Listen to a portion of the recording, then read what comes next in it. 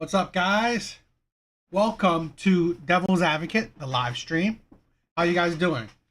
Hope you guys had a good weekend. Um, yeah.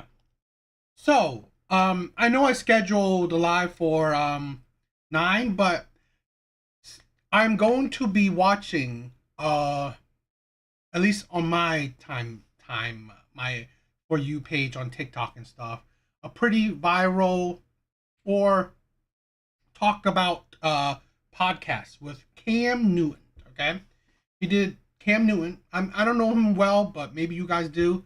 I think he's still, or he used to be, football player. Sorry, I'm not really a sports guy, but yeah, I don't know if he's still or he used to be, but a big or decent football player. So, but now he has a podcast, and I saw, yo, lovely world, what's up? What is the podcast called? Funky Friday with Cam Newton. He has his own channel, right? So it's pretty much on his channel, Cam Newton. But we'll be watching this whole. I want to watch. That's why I'm starting a bit early, so it might be a pretty long live tonight. It's about 2 hours and a half. So if you have a little bit of time, cool.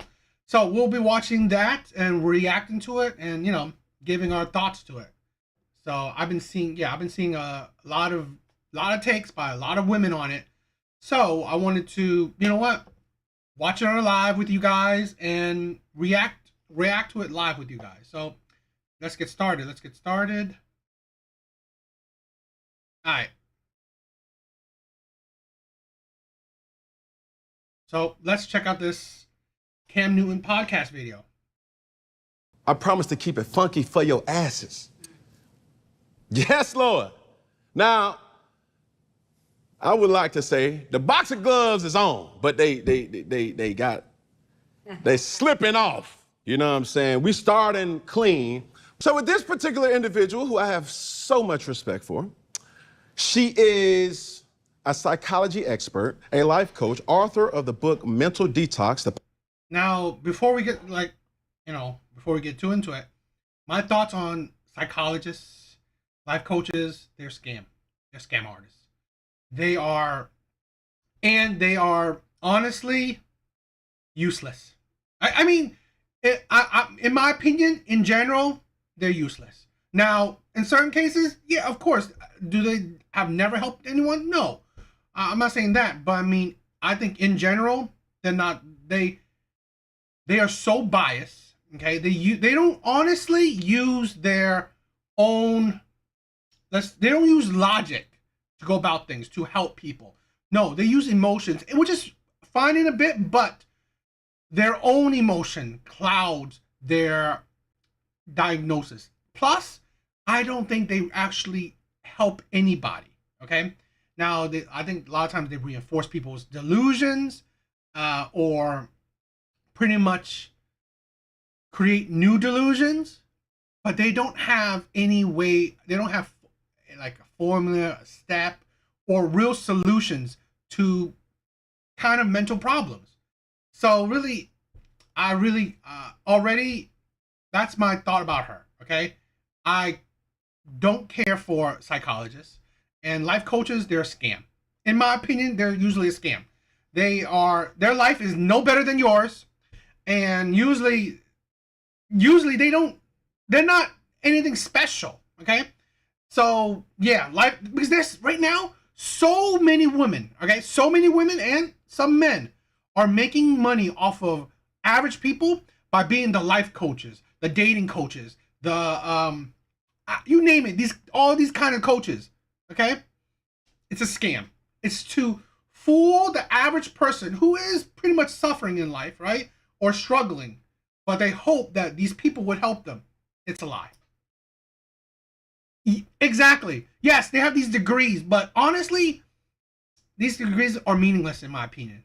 They don't really use logic, and but they know how to manipulate people emotionally. So, Power and guidance to implement peace, joy, balance, and financial abundance in your life. An activist and an NAACP branch president, founder of Dr. Bryant Institute. I found that like so hard. I was like, yo, who doesn't have a Wikipedia? So I'm literally trying to find out certain things because I'm trying to go deep. You said, how deep we gonna go? I said, as deep as the ocean floor. You did, yeah. Now, excuse me, right? It's a 2 hours and a half, and plus with my commentary or breakdown, I will skip certain things. If you want to watch the full thing by yourself, understandable. But, you know, I hope that your main thing is like to listen to my thoughts and breakdown. So I will skip certain things that I find not that crazy, not that special to listen to. So that's where I really want to kind of start. Where are you originally from?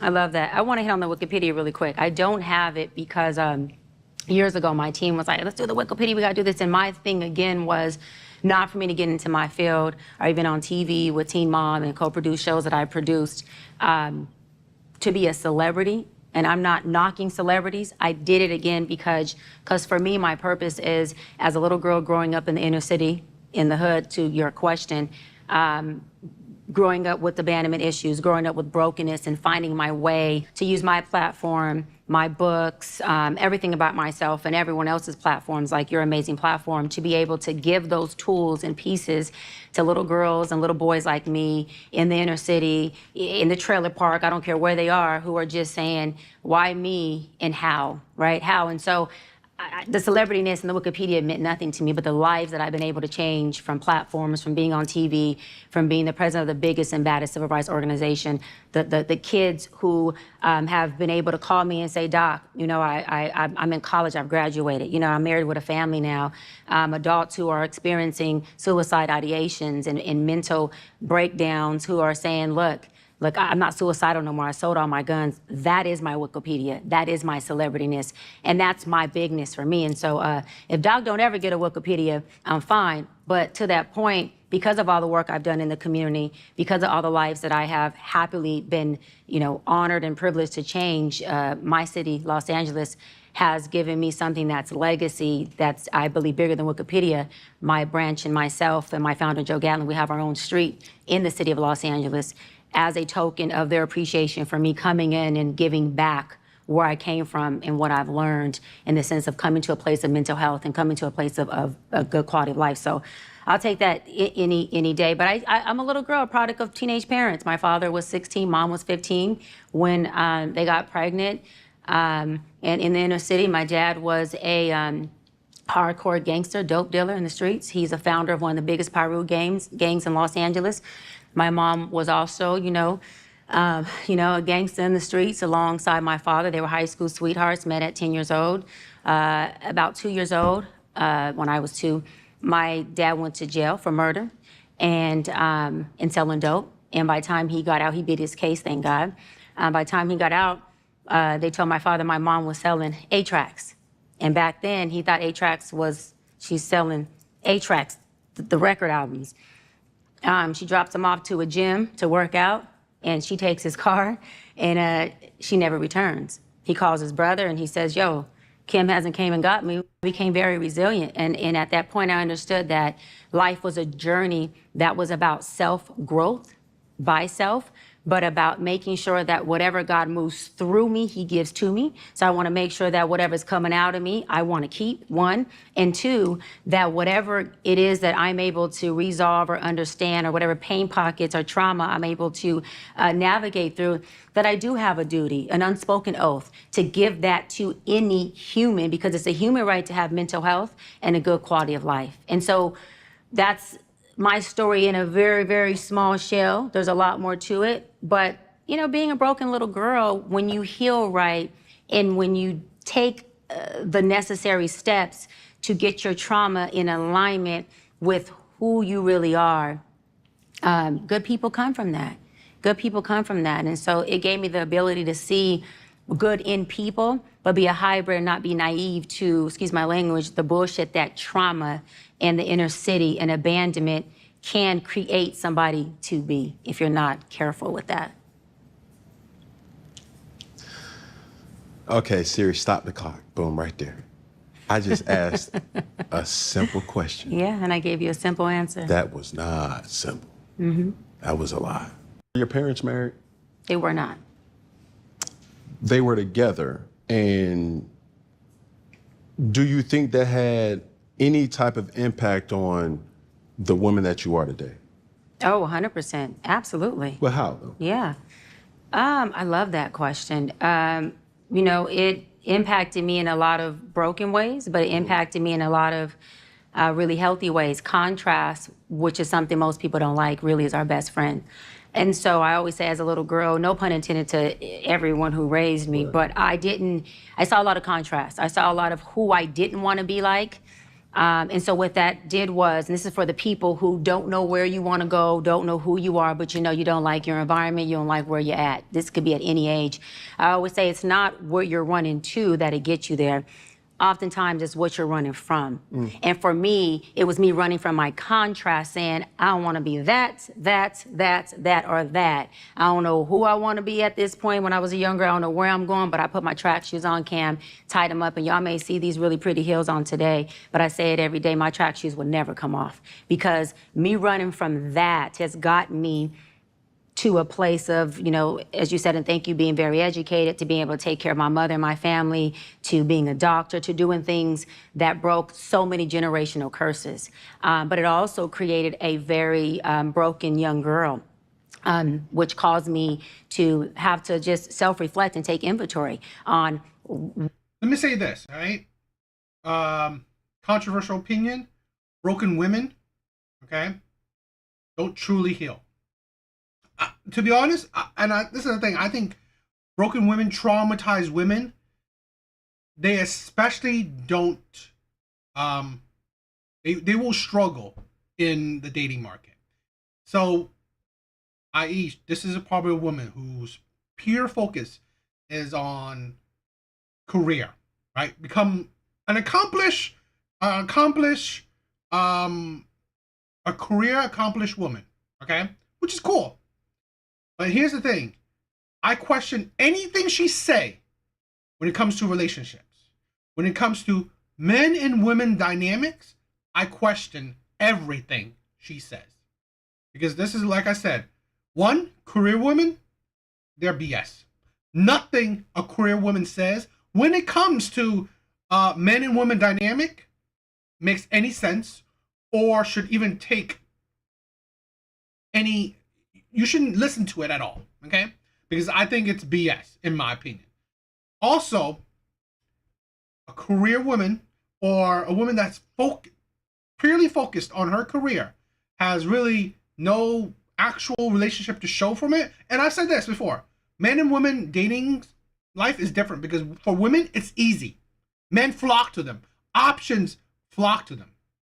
Okay? So at whatever age she is or whatever, and still single and still not married or whatever, well, I don't trust her life coaching. Okay? Maybe she could be a career coach, I guess. Right? But I don't trust any word she said, and she's gonna say it. That's why I wanted to watch this, because she will talk about, some, male and female dynamics, and I want to break those down. So I question those, and especially psychologists, right? When their pure focus has always been career, they have no love, no family, no nothing to show for it. Especially if they're a woman, there's nothing to say. I don't trust a single word they say. Why do I behave like this? And why do I show up like this? And what is it rooted to? What is that associated to? And so for me, getting to the seeds of my harvest allowed me to really have a sense of self, of who I am, and where to come from. And then when you do that, it allowed me to have this intense forgiveness for my mother and her addiction, because finding out who I am helped me really understand who she was. And it helped me have compassion for trauma when I started to understand how hard trauma was for me, and I wasn't even addicted to anything but my trauma, because that's all I knew.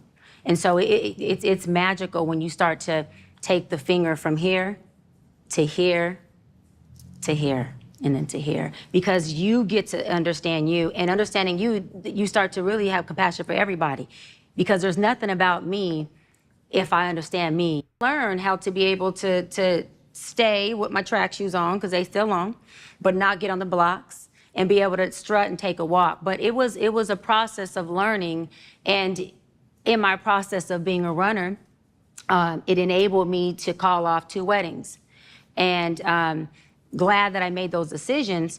But it helped me not stay longer where I wasn't supposed to be. So my running helped, but it also is a weapon. So I would say, Called off 2 weddings. I swear to God. Because these things need to know, right? You need to know what type of woman this is. Because when women like this criticize, right? Criticize men, criticize relationships, criticize men and women's dynamic, you need to know what type of woman she is. Okay? Because you got with at least, let's say this, right? At least 2 men to the point where you were about to get married and you called it off. You loved them to the point where you accepted 2 proposals and then you didn't want to be in it anymore. The poison, right? The poison of career women. it this way. I mean, you've obviously been vocal in talking about running away from things and doing this, it being trauma. Do you have a tangible source in your life, ever had a tangible source in your life that you can touch, see, feel, experience what true love actually is, a healthy relationship? Yes. Who is that? Yes. My grandmother and my father. And now that my mom is sober, my mother. Terrible. I mean, great for that's great for family love, right? But again, that does not, this is the thing, that does not translate to love with a man, okay? Because again, it is, in my opinion, drastically different, okay? Drastically different. Being able to compromise, love how a stranger wants to be loved, okay? To be able to deal with someone else that's not blood related, okay? Because usually blood related, it has different expectations, right? Different way of loving, different way of being, okay? So here's a career woman, has no example, okay, of what it is to be with a man, have a successful relationship. I do not trust a single shit she says when it comes to male and female dynamics. But in her addiction, it was my grandmother who raised me and my father, thank God, who didn't allow me to be a fatherless girl, and we were best friends. No. You're talking about a romantic relationship? Yes. That relationship love where that. we're talking about, the question was, were your parents married, right? And they weren't, so that having an impact on Right. you, and that's why you strung them shoestrings up tight. Yeah. But I'm like, have you being who you are and knowing the right things and unpacking and this. Knowing them now. Knowing them now. Yes. Have you identified someone Yes. that you can touch, that you can call, that you know that is what you want to be? Like, instead of running away from something, you running to it. something that you're like, I want that. And who is that for you? So it is not an individual, no. It's still an ideology. It's still something that I've created in my mind. And so there's not a person that I look. Like most women, they create the fictional man in their mind. This is a psychologist, a therapist or whatever, right? A life coach, supposedly helping other people. I hope to God she's not helping anyone in the relationship aspect. And I say this very humbly, besides myself, because I've done a hell of a job of working through my pain pockets. I've done a hell of a job of getting myself to a place of thriving and no longer surviving. And so that person is me. I look at myself and I say, I want to be you. I look at myself and I say, you know, I love you. I look at myself and I thank that little girl for surviving. And then that little girl looks at that woman and she says, thank you for learning to thrive. Because now I'm able to be a little girl and do the things I can do and I no longer have to protect you as a woman and show up in your relationships because there's no place for a little girl or a child in adult relationships, not just only romantically, but professionally. And so I would honestly have to say that that woman would be me, working through, conditions of love and coming to a place of self-love. Yeah, 100%. I am who I want to be. Okay, I'm so her. this is Another woman that pretty much only views herself. This is the thing, right?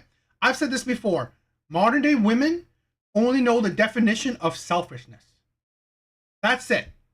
It's them, right? And it's fine, right? It is fine for you to be selfish. But again, it makes you an unsuitable partner. Okay? Unsuitable partner. Selfishness is a downfall of all relationships.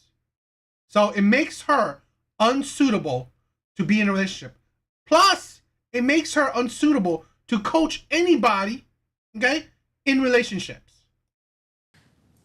trigger for me. Because if you've never witnessed it firsthand, a healthy relationship, you find that source in yourself, which Well, I never said I haven't witnessed a healthy relationship. Is there a person you Tangible. said, tangible source that I look at where I'd want to emanate or be like? No. I've witnessed healthy relationships, yes, and I've been in healthy relationships, yes. But anything that I've witnessed as far as a person that I want to be like or emanate? I question that. You've been in healthy relationships that you're not in anymore? Does that even make sense? How can you be in healthy relationships that you're not in anymore? Makes no sense. The logic of women, the logic of a psychologist. How does that make sense? How can you have been in healthy relationships, but yet you're not in it anymore? That you falling out of love with people you fell in love with? Yeah, that's a red flag. I don't have that. No. So it's triggering to hear that, knowing that if things get shaky, rocky, everybody wants somebody so they can run off in the sunset with. Keyword with. Yeah. Right. But right. this is the thing, though. And my mom is an angel. And I always love having real conversations Right. with my mom. She's a church-going, God-fearing woman. All she knows is my dad. And I use her for a source of wisdom, and she used me for a source to stay hip. Nice. And she says this about relationships. Everybody wants to find a happy ending. Right. And they want to find heaven in a person, right? And run off in the sunset. But the reality is nobody wants to find somebody who's worth going to hell for. That's real love. Because that's understanding that you're not a finished product. Right. You're worth finding the best version of you. Of yourself, yes. And you running away or not having a person in your life that can assist, help, you go to and say, girl, let me tell you, Tyrone, he doing it again. What do you do like when Tyrone ain't answering his phone and I know he say he at work, but I don't know, I done looked at the other girl Instagram and they in the same blah, blah, blah. You know how I get what you're saying, detective yeah. women can be. Like, I need, the Yeah. FBI need to hire more black women because they gonna figure something out. Right. The black woman I know, strong. Yeah, after it's already been happened. So, you didn't figure anything out beforehand. You didn't like. This is the thing, right? Women's intuition is shit. Women's detective skills, they only detect shit after they see. I mean, after it's already happened. I mean, you didn't figure shit out beforehand. You ignore red flags. No, women, nah. Oh, very curious, detective, go gadget information. They gonna figure that out. But you not having that source in the time of need, not when everything's good. We don't need no more invitations to the wedding or to the anniversary or to the Right. party or to Right. this or to that. We need people who gonna help me when I need help in an unconventional or when the situation is not so much straight and narrow. Right. That's why it's triggering to me. So let me hear you correct. It's triggering to you because what you hear me saying, which sounds like we have a little slight disconnect. What you hear me saying is that I don't have a go-to person when Tyrone, which I don't have a Tyrone, thank God, or something is off kilter in my world, that you hear me saying I don't have a go-to person or a resource that can help me process through that. Correct. Okay. Or I can also add to that, you don't have a healthy ecosystem where, I'll give you an example. No, I got you. Staying on point is quick. So if I take a relationship serious with an individual, it's going to be hard for that individual to understand or to fight for something if her resources are single women. I agree. Are bachelorettes. I agree. Are divorcees. I agree. Are certain situations. And I'm like, 100%. So they say birds of a feather flock together. Yeah. You mean to tell me you're the only good girl out of all these? And another thing, people give advice from their results. Right. So every day we live on the results of our decisions. And so they're giving you advice on things they have experience in. If it's single, it's experience in being single. If it's married, it's advice from a married woman.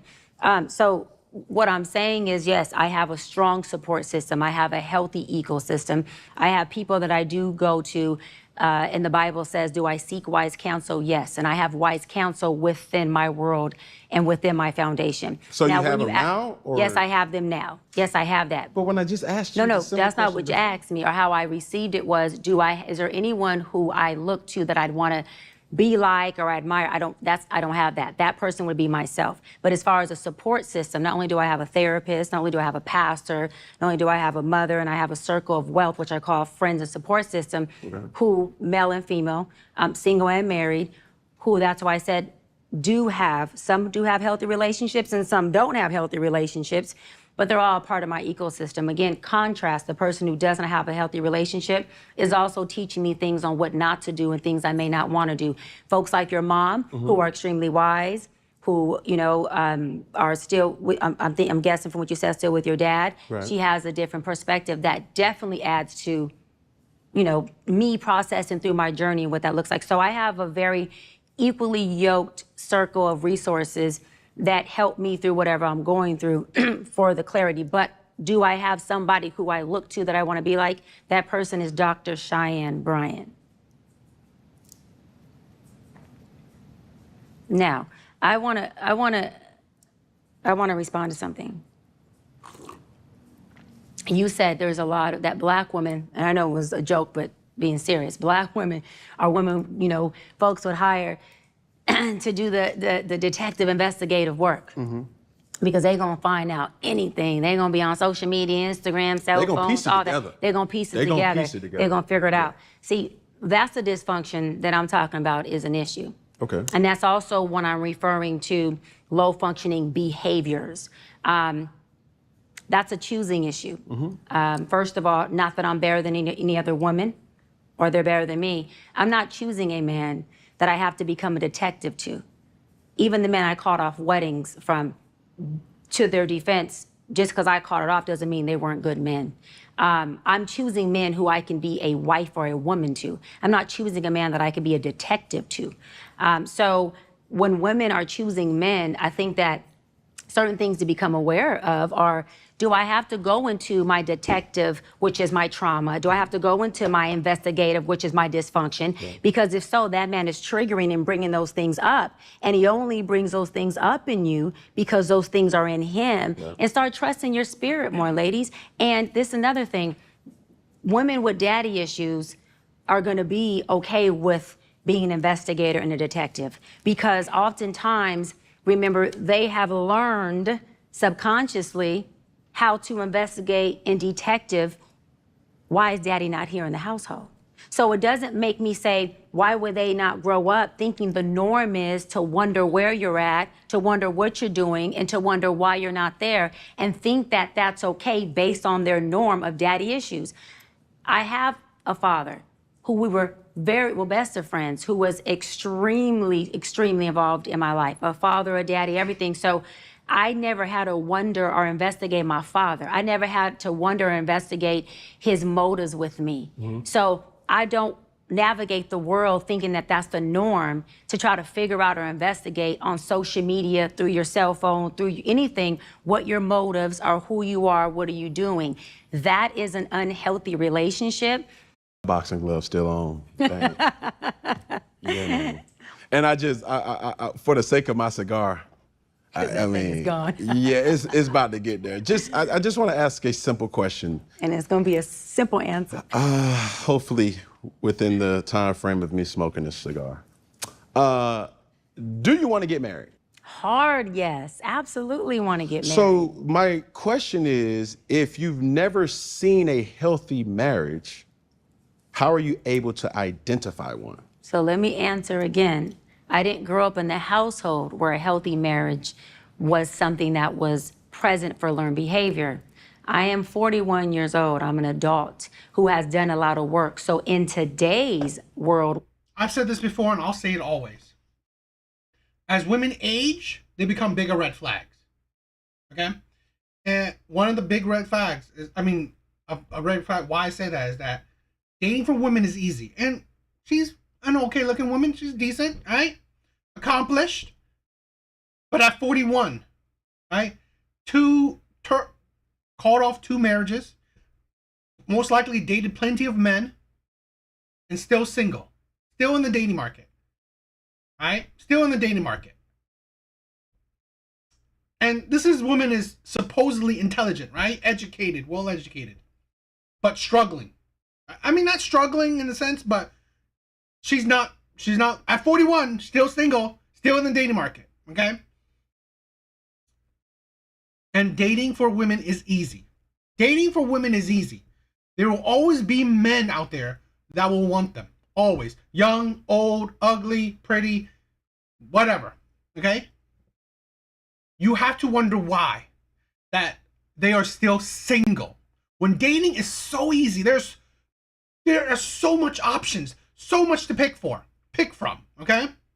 And yet, you couldn't find the right person, right? Unless she doesn't want, but she said she wants to get married. So, obviously, she wants the man. You wonder why she's still single. It is, one, she's attracted to and attract terrible men. And as a psychologist and life coach, that's even a bigger red flag. That she attracts or attracted to terrible men. And that could be a range of anything. Because look at this. Just the 2 marriages she called off alone.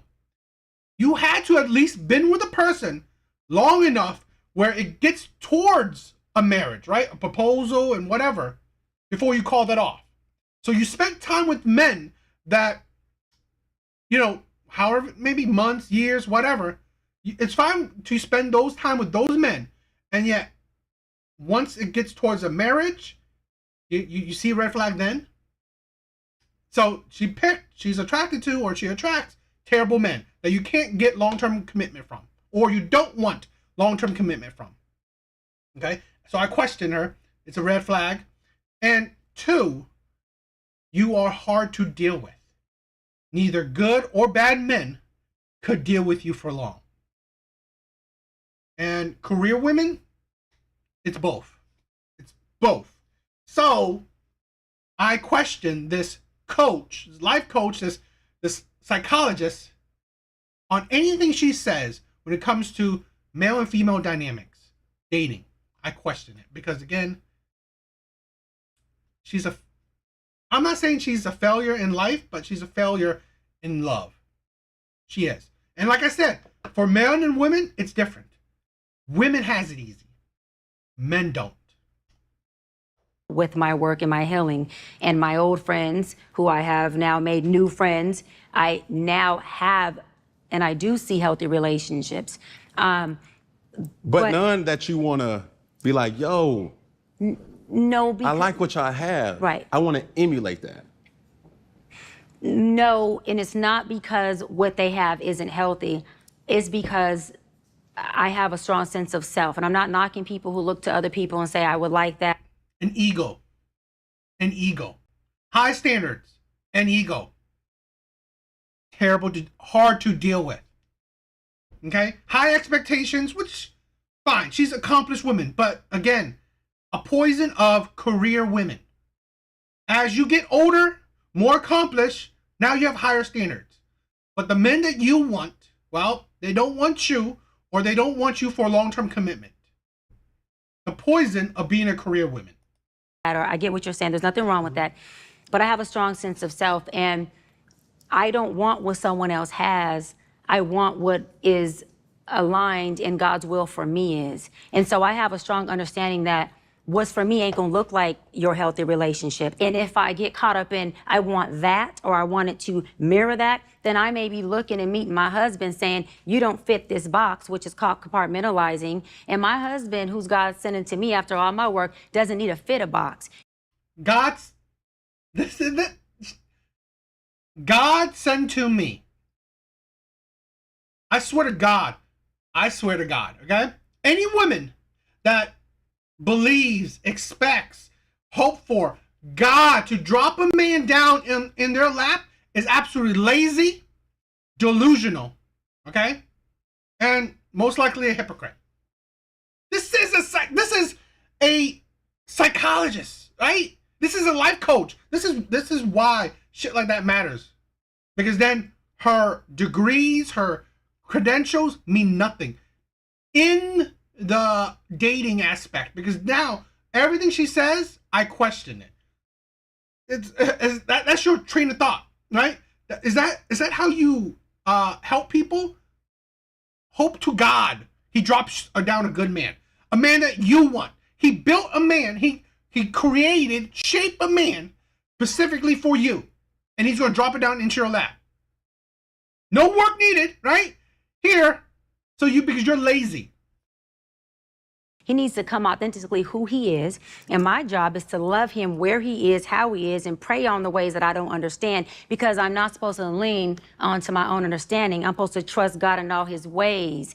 And when doing that, that means I'm not looking for anything externally to idolize. When I have myself in God and I know that who my husband is, I will feel it. I don't have to see it in someone else's world. And the other thing is we got to be careful with wanting what somebody else has from the optics, because it could look like we want this beautiful mansion and we go in that house, excuse my language, that motherfucker's more homeless than people who sleep on the street. Because just because you got 4 walls and you have a marble floors and you have a gated home and you have a 10,000 or 20,000 square foot home doesn't mean that thing ain't more homeless than the person who's in a high-rise apartment, or a person who's in a single apartment living in downtown LA and they're a student who's poor, okay? That has nothing to do with it. So I'd rather have a little apartment with my husband and baby, we got wealth, than be in a big mansion like a lot of people have done and be homeless in that thing. And I'm sitting here creating this image for my people to admire me, but I'm dying in the inside. When you talk about resources and people, I don't want no friends around me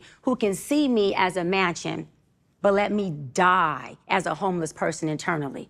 I'm good. And nor do I want to be the woman who says, I want what Cam and this woman has, not knowing that when this woman goes wherever she's going, she's really speaking the real about what y'all got going. But she's not going to tell me, because she wants me to keep feeding her trauma, which is that mask and that costume she's wearing, to make people think that relationship is good. I'll pass. I'll take what God has for me, and I will continue to pray for those who I see have a healthy relationship and support them. But I don't want nothing nobody has, because it's not mine. And if it ain't yours, y'all, you can't keep it. You can't sustain it. So stop wanting things that ain't yours. Stop wanting things that don't belong to you. That's called despair. Get you some help. Get you some healing, get you a sense of self, and start wanting things that are yours. And then you may not end up with a man who's beating your ass because you thought he was putting her on jets and buying her Birkin bags and taking her to nice restaurants when she was going home getting her ass beat. But you wanted it though, right? Be careful what you ask for. Start asking God, reveal to me what I'm saying I want, so I understand the transparency of it. God, reveal to me what's mine, so I can have that. And I don't end up praying to you to get out of it. And I don't rush to the altar just to become a divorcee or a baby mama or a baby daddy. We don't want what nobody else has. We want what's ours, because that is good enough. That vague ass bullshit. That vague ass bullshit. It's like, what? it's like, this is a thing where she loses all her credential continuously talking about God. No, it's your own handiwork. These are the men you choose. Stop saying, it's like, this is the thing, right? A lot of women, especially nowadays, and no surprise in career women, they use God as a handicap. Okay? They use God as a handicap. These men that you choose, God didn't supposedly put these guys in front of you. No. So now you're waiting for you're waiting for God to put another guy in front of you. It's like, so all the guys that were in your life, God didn't put in front of you. But now at 41, you're waiting for God to put the right man in front of you. It's like, how can you be a psychologist? Okay? How can you be a psychologist? It's like, her degree should be like ripped up and shit upon. I caught that pic. You caught the pig. Just because you talking loud, I wasn't loud. Just because your voice is inflected. I wasn't loud. Just because you're leaning forward to your camera. I wasn't loud. Doesn't mean you just caught a pig. I'm talking to my people. All I'm trying to say is you took something completely out of context when I said your resources around you that you said. Yes. We cleared that up though. Yeah, but the resources that you have around you of healthy relationships. They are. Not that you want that. You said, you took what I said and yeah, I said I want that, but it's not I want what they have. I don't. It's more of an admiration for what they have. And it's like, yo, like I admire that about their relationship. There you go. Now, hold on, because the latter part, I have single girlfriends I admire how they are as women. I have married girlfriends who I do admire their relationship, meaning I love that it's healthy for you. I love that you and him are doing this. Yeah, but you're talking about mansions and beating and all that. Cam, I ain't mentioned none of that. I just said. Cam, if it went over your dreadlocks, bring it back. Yeah, Let's but stay you're here. talking. You call him stupid? I mean, it's like she didn't, like, all her yapping didn't make her, the shit she said all that smart, right? It didn't. About you catching pics, but you just over here you on a TV timeout. Cam, we're not on the football field. Let's bring it back here. No, she's talking down to him. I'm sorry. We're back here. I brought it back, baby. I'm sorry. I'm so sorry. It's okay. It's okay. I'm not fleeing. I'm here. Say less. I'm here. Yeah. So all I was saying is you saying that that's what I like is more of a wordplay to saying I admire what they have and I want to implement that into my relationship as well. Single people can't coach relationship people. And I think that is what happens too often. So when I'm asking questions about resources, when I'm asking questions about you, hard yes for a married man, I'm saying I'm triggered when I hear that as a man. Yeah. When I ask you, do you have healthy marriages that you've seen, witnessed, been a part of, or admired? And you clearly said no. And I clearly said yes. But my admiration doesn't go as far as, in your exact words, I would want that. No, I don't want anything that somebody else is. I want to help them have more of the good stuff. Okay. Okay? But in the sense of, again, people who are doing well, married or not. But I want to go back to what you said is triggering to you, because I love that you said that. And a lot of people think that, and it's not wrong. I get it. A single woman or even a woman with no kids, how can she coach or therapy a woman who is a mother? Or a single woman, how can she coach or therapy or help or be a psychologist with people who are having marital issues? You're single. I'm single. Okay. Yes, I'm single. And so I love what you're saying, because I don't know what other therapists, psychologists, or coaches do, but I don't coach married couples. Stick with me. People come to me who are married. I'm helping each of them process their own stuff. Because what a marriage is, and your mama will know it, because She's a church woman, and from what you said, she said beyond 39 wise, years right? of marriage. And even what she said about marriage, everybody want to go to heaven, but there's a lot of hell in it, and love that she said that. Marriage, like the Bible says, is cleaving. Cleaving does this. Cleaving does this. Cleaving doesn't do this. And so when people come to me married, they're doing similar to Mama's statement. They're coming to me like this. And so I'm not counseling married couples. Mystic. I'm counseling individuals who are coming with so many issues within themselves that they married on paper, but they ain't never even had a chance to be married mentally, emotionally, spiritually, sexually, intellectually in any way. But what happens is, She's a psychologist, right? And if you watch the beginning, my views on psychologists is very shitty. Therapists, they talk a whole lot of shit, means a whole lot of nothing, okay? They don't help nobody. They really don't, okay? They use their biasm. They use their own emotions, right?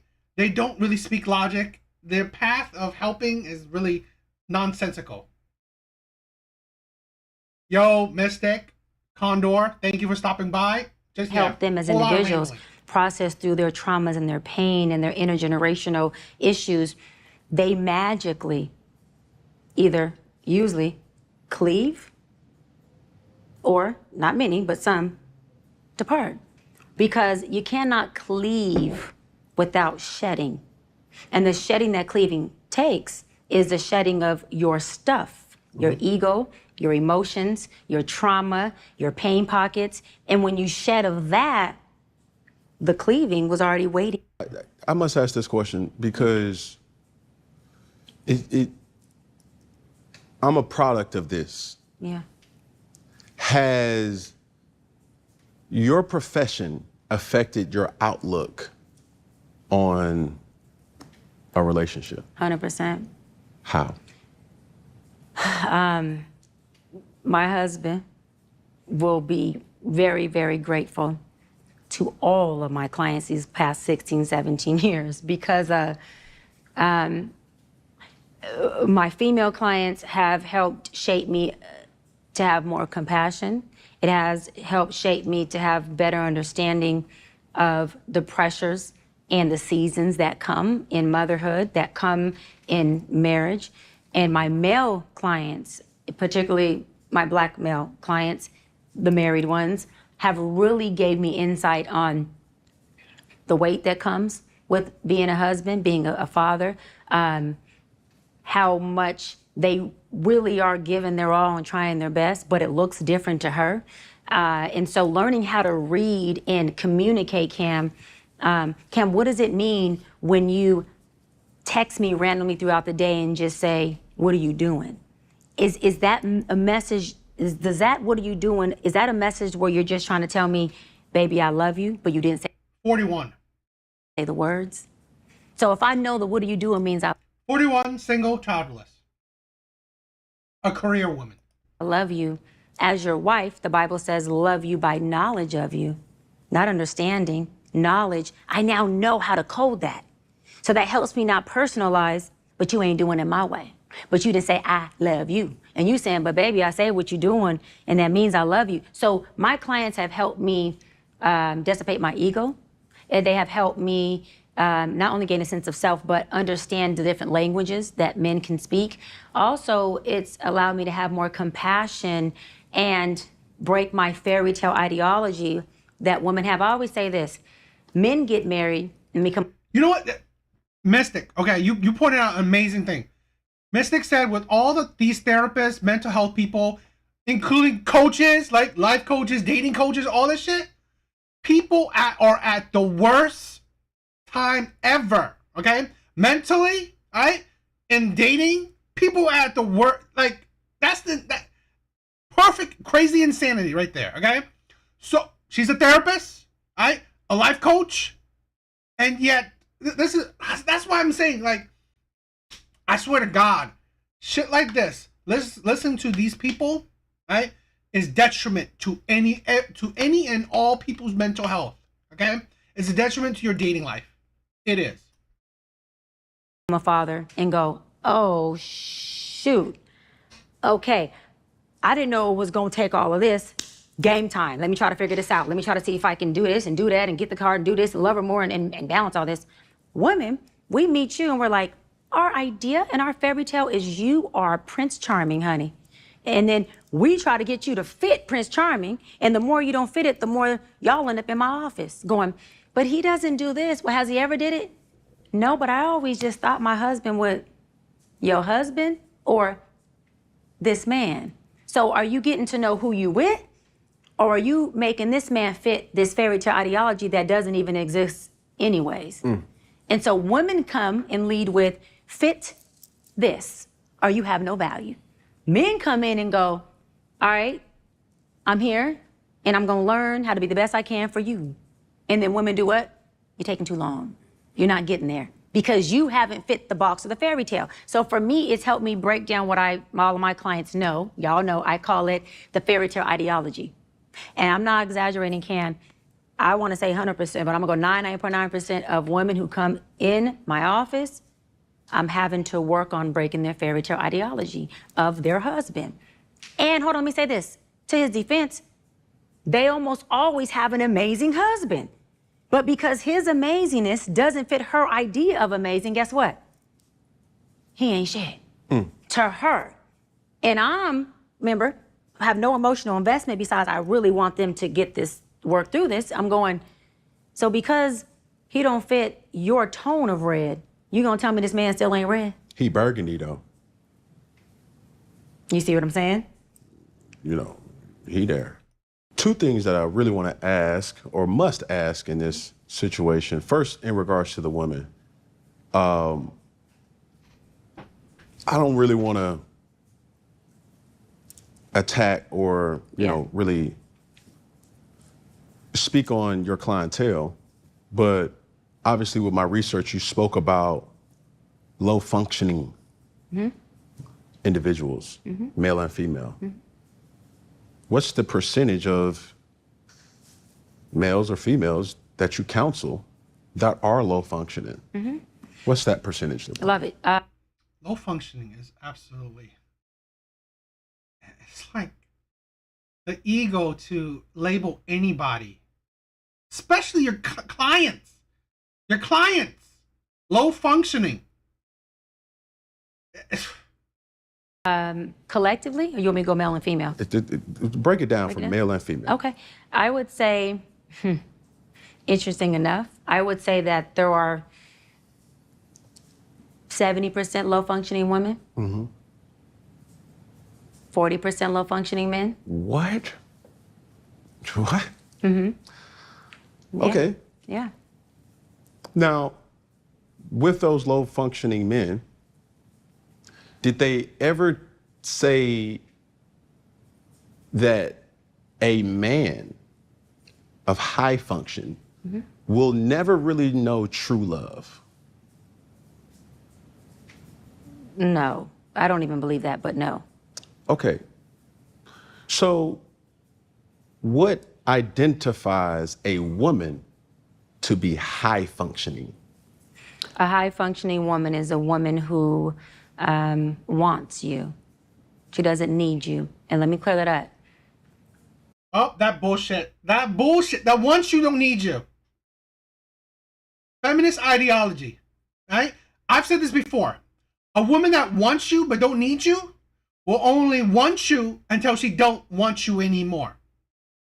That's the modern woman ideology. She will want you until, you know what? She wants another man more, right? Because you're not that important to her, right?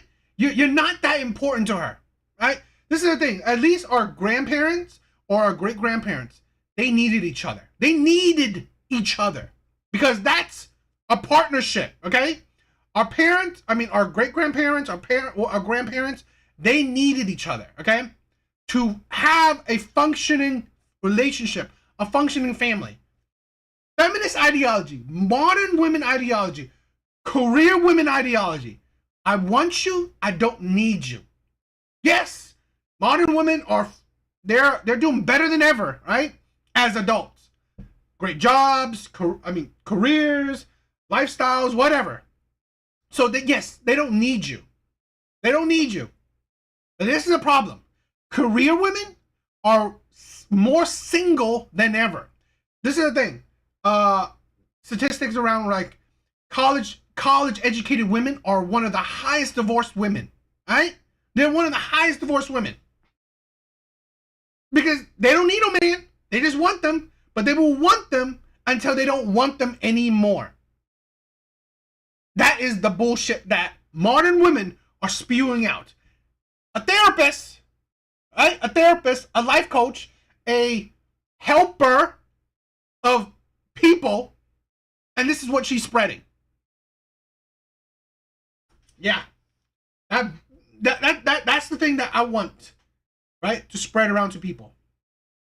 Want the person, don't need the person. Want them until you don't want them anymore.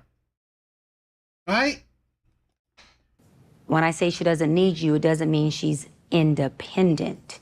Also calling that high functioning, such an insult. Such an insult. That means she is interdependent.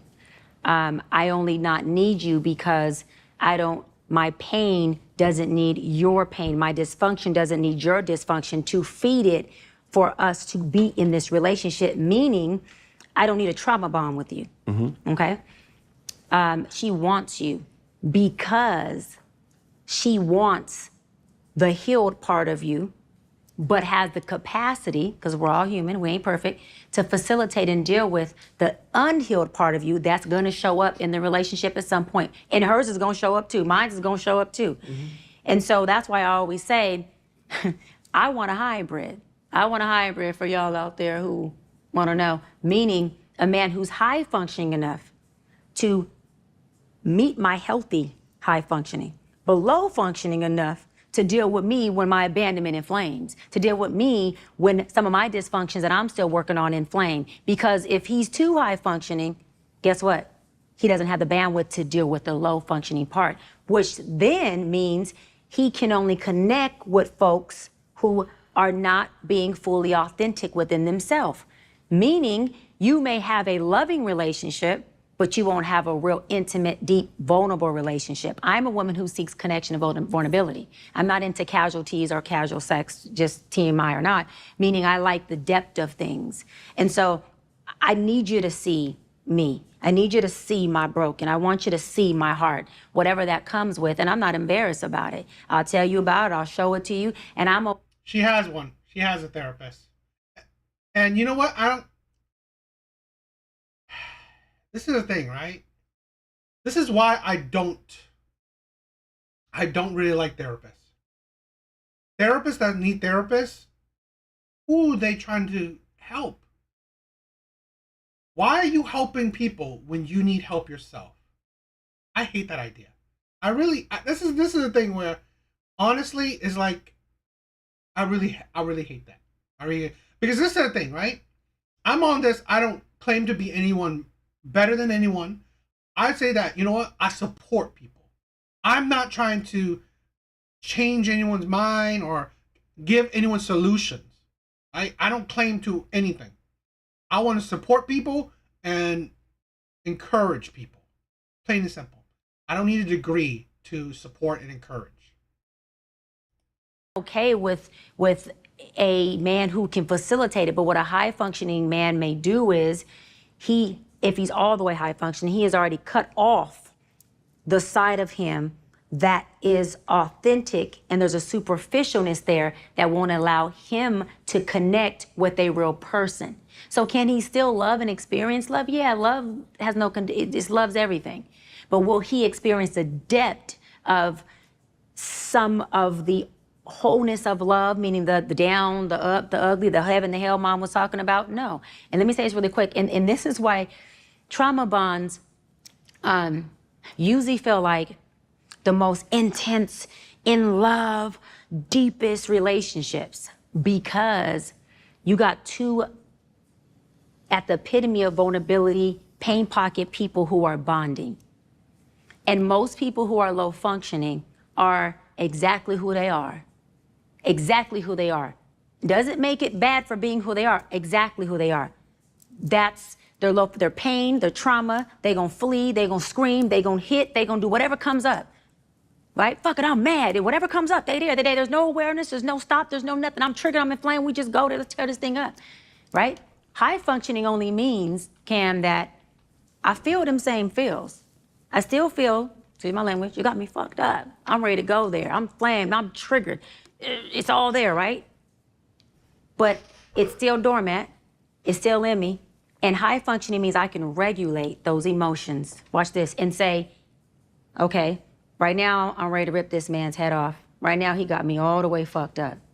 Okay, so how do I relay that message to him where it's gonna be respectful, it's gonna be non-combative, and I'm gonna disarm him? While he still knows, you got me fucked up. Because I don't have to say those words for you to know, I think I went too far with Doc. To me, do I want to be in a relationship with Cam? Do I want to be welcome back here? Self-inventory. You just did me the best favor you could have ever did. By excusing me, you blessed me. Because now I got to look at myself and say, what needs to be done for me to fit in this? Now let's flip it. I'm with a dude who's turned up. He's a womanizer. He got all these women. He spend money on me, he treat me good. And what you said earlier, he D's me down. You didn't say you would D me down, but use the D word, clarity. He D's me down. And so I come in and I tell him, no, I'm just like, I'm not a woman, I'm like wholesome. I'm not into casual sex, I don't do all that, but I'm in love with him. And he lets me know, check this out, baby. Daddy love you. There's a place for you here, but not like that. You gotta be able to do these things. Check back in when you can. That woman has a choice to make too. She goes and takes self-inventory and says, do I wanna do these things so I can fit in with daddy?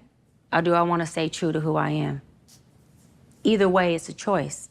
But high functioning people have the ability to take a step back internally, not physically, process what they feel, hear their emotions in the real space that they're saying, because my emotions curse people out and things all day.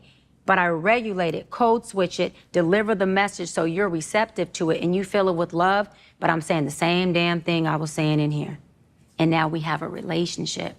Now we have respect. And now we good. And now, like your mama said, because I love that quote, tell her that, please, I love that. We can go to heaven together and we can take this journey to hell as well. But no, are you willing to go to hell? No, I just said both. Yeah. Both. So, but I don't think my question was clear, or the answer wasn't clear as far as a high functioning woman. Yeah. And it's simple. High functioning woman feels the same thing a low functioning woman feels. She does two things differently. High functioning woman can regulate her emotions to articulate it so it comes out with emotional intelligence. Okay. And she uses what she feels, and chooses with her healthy self and not her dysfunctional self. Okay. That's the only difference. Now, explain to me what a high functioning man is. A high functioning man, identical to a woman. He can feel what he feels, he regulates his emotions, and he chooses how he's gonna deliver that message so that woman receives it and she's not armed and now we're at war. That's what a high functioning man does. And he's also able to sit through hard, challenging conversations without fleeing or abandoning that woman, and using his emotional intelligence that says, I hear you and I understand you, but baby, I don't agree with that one part. There's a lot of things that I don't agree with. I don't agree with that. In this conversation. Yeah. Going back to what I said, with that 40% of men who are high functioning that you counsel, what I said was, most men understand this. We don't really find true love because it's what can you do for me? Because a man's job is to provide. Now, this is where most high vibrational man, high functioning man go through. As far as being emotionally intelligent, that still does not qualify you as being high vibrational. the thing that is often said on two counterparts, two species, from a woman, it's about self-worth, how I feel. I'm not gonna allow you to treat me like this. I'm not gonna allow you to talk to me like this. I know my non-negotiables. I know my worth. Fine. Are all qualifying things for any woman to say to herself or to the universe, I'm high vibrational. Now, the thing for me is that doesn't qualify for men, because you can have all the emotional intelligence, all the trigger points to be able to communicate. But if you stand at your mama house, all that's out the door. You understand what I'm saying? So society dictates what a man's value is, respectfully, and it's shameful to say it that way, but that's the surface level identifier of a high vibrational man, amongst other things. Now, I also think Cam is kind of stupid. He says a lot of shit that is trying to make himself seem smart. these things are what women always say, oh, well, I'm not doing this, or yeah, this, that, and the third, and that's fine. But different rules for different species. You're like, that's fine. So Right. that's where I'm saying to you, it's like, okay, for that 40% or that 70% of high vibrational women, it's a little bit, the rules are a little different for men. And you can't say it's not, because it actually is. All that, he's fit, girl, I mean, everything. I mean, this, that, and the third. But Dr. Bryant ain't gonna talk to no guy that can, number one, protect her physically, emotionally, and gives her the stability to live her life as she see fit. And that's where the high vibrational man steps in, and we don't need that from a high vibrational woman. So that's my caveat. Okay, got it. You made a lot of really good points. So I guess. a man living in his mama house means he's low value, but can still be high functioning. High functioning and high value man are two different things. High valued man is more about value. What are you offering financially? What can you do for me? How can you provide for me? It has nothing to do with emotions. This is why you have a lot of high valued women and men who are extremely low functioning. It is statistically known that high valued women, not functioning, high value women, meaning powerhouse, makes money, elected official, doctor, lawyer, entrepreneur, whatever she does, she's just killing it. She does well. Educated, not educated, she just does her thing financially. She's high valued. Often end up with low functioning men. Why? And it's because she has high value, she doesn't have high function. Law of attraction, Cam, we attract who we are despite of who we think we are. So the man living in his mama's house that you described, right? That's based on society, that's a low value man. Reality, not That's society. fine, you can say Reality. whatever. I'm fine with that, yeah. Right. Value is not a functioning. High functioning is how you function. Had nothing to do with money or where you live or how you drive. Right. Okay. Value is the word value because it's it's what you said. How valuable are you? How valuable are you, sis? What you bringing to the table? Okay, now. Those are two different things. I just want to stop Yeah, you right there go. before I lose my. I do admit, right? Exactly. No high value women. With a caveat, right? Why high value men, right, makes so much sense is because it's valuable to a lot of people. Essentially valuable to a lot of women. Plus, these high value men most likely are valuable to other men. You know, the network, right? Companies, CEOs, shit like that. For women, really, I mean, women don't usually, on average, they don't get with low value men. They don't. So really, one, they're not high value in the dating market. And two, there's not that many women CEOs or women running, big companies or shit like that. So the percentage is so small, it's negligible. Exactly. If the man doesn't have high value, Yes. he will not spark the interest of no woman. Let's just put it like that. So it runs Then answer this in question. conjuncture. Why are most low value? And low value man just means, I'll go street terms, broke. Yes. Okay? They're married. Them girls are married. But you can't hold say on, hold that's on. a subjective no, thing. that's you not. Can't say most because that's not true. Statistically, when it comes to socioeconomics, Google it, have somebody here on your team pull it up. Socioeconomically, women, Google it, predominantly black women, socioeconomically, are exceeding when it comes to money, street term, bread. Hold on.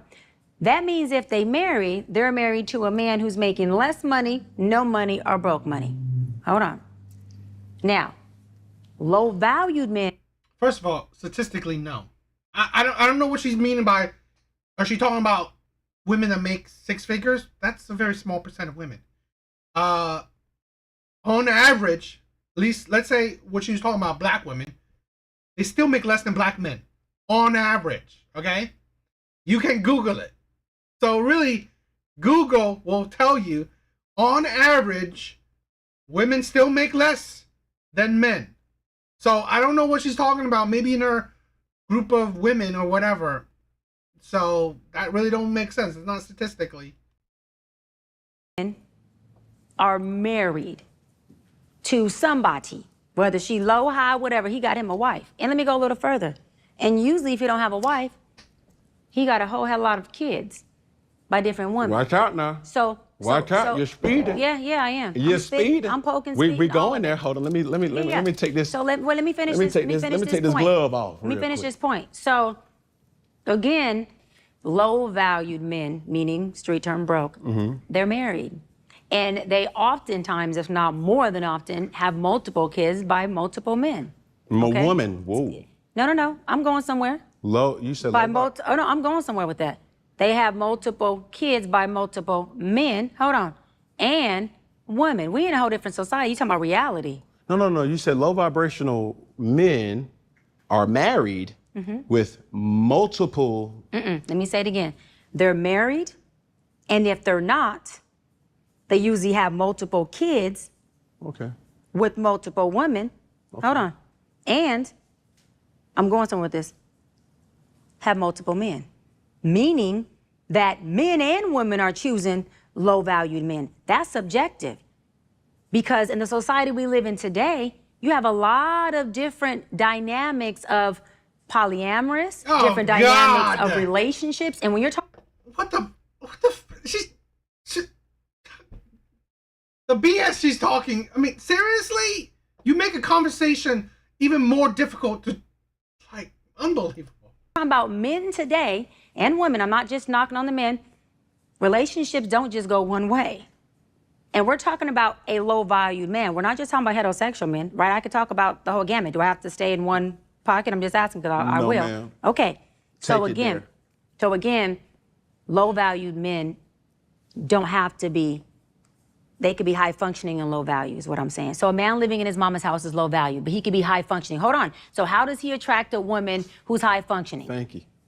He's high functioning. He attracts a high functioning woman. Hold on. The high functioning woman is also high value, meaning she has money, a lifestyle, and a high quality of life. And she's high functioning. All she needs is a high functioning man. She ain't worried about a man who also has high value. A lot of women operate like that who are powerful. I'm sure you've been in rooms with powerful women who have husbands who you have said, if not you, many have said, how did he get her? Wait a minute. And it's not even a looks thing. It's down to, I'm gonna go with a really good friend of mine's, Oprah in Stedman. Mama, you know I love you. But Oprah's power. How can you compare any woman to Oprah? It's like such a weird comparison. Oprah? Yeah, no duh. Any man she gets is practically less valuable than her. Oprah? Really? what is she, a billionaire? It's like one of the few billionaires, I guess. Few billionaire women. Comparing Oprah to anybody is ridiculous. Most women, most successful women aren't dating down. They ain't dating down because men are high functioning, right? Emotionally intelligent. No, they're not. Okay? Unless they're forced to, but they're not marrying those men. They're not marrying those men. You think Stedman's low functioning or low value? Stedman is low value. He ain't low functioning, baby. There's a difference. He's low value based on, I'll use your word, reality, because regardless of... Yeah, Oprah only has money value, right? So no duh, right? She needs a man that's below, she can only find a man that's below her. She can't find any other billionaires because Oprah is not, she has no value in the dating market. If he makes good money, he ain't making Oprah money. Nobody's making Oprah money. So he's low valued compared to that. But Stedman is not low functioning. Oprah's not. Stedman is not low value either. Everybody's low value compared to Mama O. Let's just say that. So Stedman, and it's subjective again, Stedman in his relationship, we can't say marriage, in his relationship, is low value to his powerhouse, high value, high functioning But that's not a good woman. example, though. That is a great example. That's not, because anybody's going to be low value to Cam, Oprah. who house do they live in? Oprah's. Okay, where's Stedman's house? I have no idea. That's my point. That is my point. Can you give me another example? That is my point. No, let's not use that one, because that's not a reality. Another example. Like, Oprah is living in the half percent of the world, not just the 1%, less than the 1%. Because anybody, myself included, if we were to date a woman of Oprah's magnitude, it's never going to be enough. I'm going to be on her jet. I'm going to be on her yacht. I'm going to be at her functions. I would be a fucking fool to think. So that's not always the case. You look at Jay-Z and you look at Beyonce. Jay can be on B's lot, B can be on Jay's lot. So my whole point to drive this point is that low value. But look at this. Beyonce ain't gonna pick a man of what was the Oprah's guy, Stedman? What, I don't know what his name. Like, she's not picking a man that's below her. She picked a man that's practically equal or a bit above her. That's Beyonce, right? Because Beyonce ain't Oprah. So high value, low function, high function, two different things, two different identities. Low value has to do with money and quality of life, fiduciary. Functioning has to do with how do you function innately, emotionally, psychologically as a human being. And so if you have billions of dollars, Donald Trump is low functioning. He just happens to be high value in the sense of his wealth, but he's extremely low functioning. That's subjective. That's fine. No, and I'm not for or against him. I'm not for or against Trump. I'm just using someone, and again, we're having a conversation, so everything's going to be subjective. So I'm speaking about the difference so that we can clear it up. Just because a woman is high functioning doesn't mean she's successful financially or career-wise. Just because a man is high functioning doesn't mean that either. Just because someone is high valued doesn't mean that they have a certain level of functioning. You have a lot of people that do good in the boardroom, high IQ, high functioning, interpersonal relationships, but cannot function at home in their marriage. And so those two are not relevant to each other, is what I'm saying. Yeah, but I'm gonna tell you another thing that's not relevant to each other. A high value woman will never acknowledge a low value man. So Oprah. Well, let me say this. Hold on. Cam, you're a man. Hold on. You can't speak from a woman's perspective. I'm speaking on. Because you know what, this is the thing, right? Why men can speak to a woman's perspective or whatever is that men actually view the real world. Men don't live in delusion. Women do, right? Women, look, this is the thing with women. They will say, oh, I love the nice guy. I want a man that treats me well. I want a man that's, respectful, that is, I don't know, monogamous. But yet, pick a man that, you know what, you had to leave 2 marriages for. you had to call off 2 marriages for. That you would get with the bad men, you would get with the abusers, you would get with the liars. Because again, are either you saying all women are stupid or all women say shit that they don't mean. Okay? So they say a lot of stuff, but in action, they do the opposite.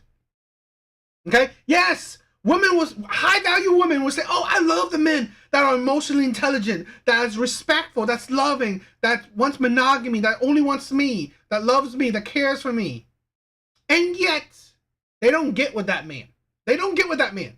They still hope. This is the thing. Yes, they may like those qualities, but they still hope that the men that have millions, billions will go for them. Okay? Because they still want a man at a certain thing. They still want a certain type of man. But they want that certain type of man to have every qualities that she wants. I valued women. Okay. Acknowledge, notice, sleep with and date low value men all the time. 1, I'm in room with them, with high valued women. 2, I am a high valued woman. And I have at some point dated a man who is low value, meaning he wasn't living with his mama, but his income, socioeconomic status Where is he now? wasn't anywhere where somebody would go, Doc, really? He didn't have a title. Where is he? This is the thing. You dealing with low value men or whatever, where are they now? Where are these men now? That's the thing, right? Words mean nothing when actions counter it. Up to the caliber of minds. He wasn't in rooms and boardrooms. He wasn't sitting there with Congress, elected officials, and making moves and making legislation and resolutions like myself. And so at that time, I was a woman who was high valued, okay, and high functioning, who was dating a man who was high functioning, but low value, but didn't live with his mother. And for me, what he was providing in the sense of our companionship was great in that season. Which was what? What do you mean, which was what? What was he providing you? The functionality, the emotional intelligence. The functionality? The what? I'm asking you. You're asking me. Wait, what did you? What word did you say? Functionality. You're asking me, was he making love to me Yes. good? Yes. If the sex was good? Yes. The sex was great. Now let me tell you Yeah, this. it wasn't the best I had, but it was great. But this goes to my point. But that wasn't all. You asked a question. Yes, but I'm making a point here. So you want me to Even though finish what he was just providing? press a pause. Okay. Just press the space bar real Go quick. for it. Even though you were entertaining him sexually, you will never be saw with that man because he don't fit my standards. That doesn't mean you can't entertain him. First of all, that's not true. So I'm the source. I'm the woman. I'm the one who was dating him. I'm going to speak from that source, not you. So as a source. Where is he now? Okay, this is the thing. If this man was, this is the thing with women. You say these yes, of course. Women have dated the nice guy. They have dated the bad boy. They have dated probably a spectrum of men. Where is he now? Where is he now? So really, you can't even maintain a long-term relationship with these types of men that you supposedly say you could date. I mean, dating these, this is the thing. Women will have a wide amount of options to men to date. Great. But when you have no long-term, successful outcome, it means what? It doesn't mean nothing, okay? It didn't mean that, oh, you can go for, low-value men. It don't. Because again, where's those low-value men? You're not with them. Who was dating him, that's not true. We were seen in public. We were seen on red carpets when I was co-producing my show, as well as on Camera Psychologist with the biggest show on TV, Teen Mom Family Reunion on MTV. We did a lot of that. And we didn't enter a relationship where we led by sex, so I was tied to the sex is so good, this is what we're doing. I would have just ran that play with saying we're just sexing, let's leave it there, I'm grown. I could do that. His functionality, his intellect, his high functioning is what attracted me as that functionality continued to be attractive and foreplay me, my body started to want him. That happened about 8 months into us having a companionship. And so I'm not saying anyone who does it the first day, I'm not knocking no one, I'm just telling the reality of how we worked it out.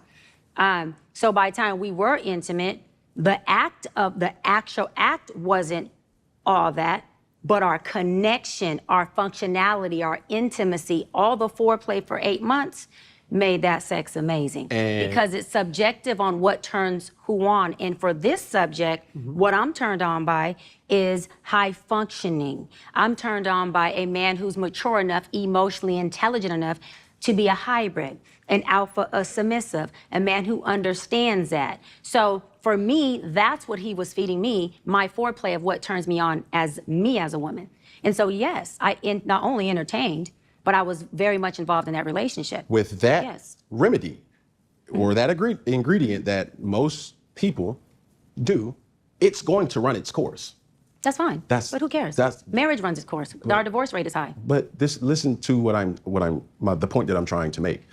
As a high-valued woman, she's never going to entertain a man that is not also high value. Now, it's not true. I will say it like this. Even though he has high function, to sustain the relationship, that high function will run its course if that's all you have. So you being who you are, you attract a certain type of man. Me being who I am, I can take anybody and transform them into who I want them to be. A woman cannot do that. That's not true. In most cases. That's not true. Okay, she's not willing.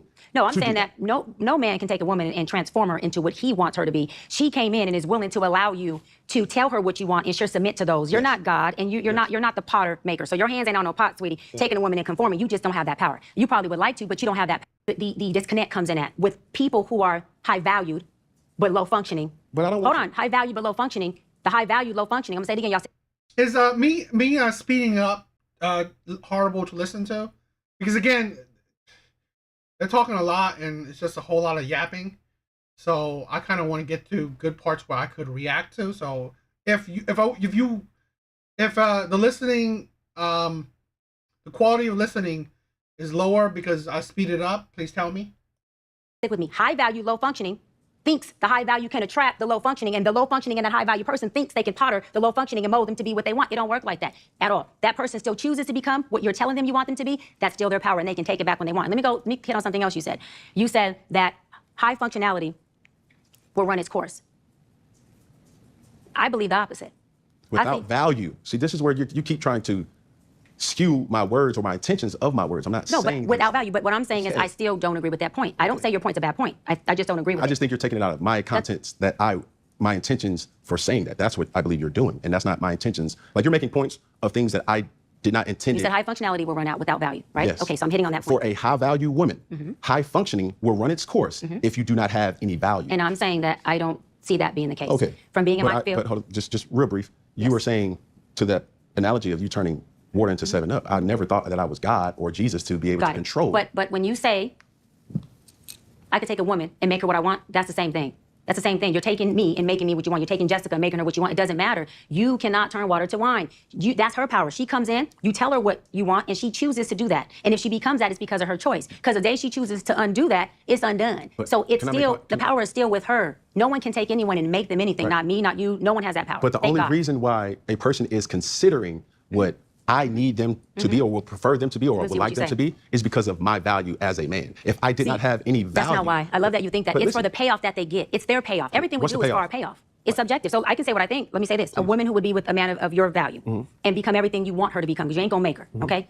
The payoff would be she gets to be provided for. We're talking about the high value part. She gets to live in a beautiful home. She gets this high quality of life. She gets to be able to possibly have a family with a man who also, has a celebrity status, right? She gets to be in the limelight somewhat. Maybe she has a business, and maybe this relationship is a strategic relationship for her. She can use this to kind of maneuver or what she has going on. Right. See, so the answer will be different from a high functioning woman than a low functioning woman. Me, high functioning, I'm listing what I'm thinking. Strategic relationship. Sure. I'm a doctor. I can move in. I got limelight. You have a lot of limelight. Right. Retired NFL player. Okay, in my opinion, Hall of Famer. So we got things that can benefit me as a payoff because I'm a professional who's high functioning. I'm not looking at it like I can nest in you, move in, put my feet up, and now I can live free.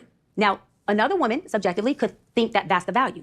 But there's a payoff for why we do anything we do in life.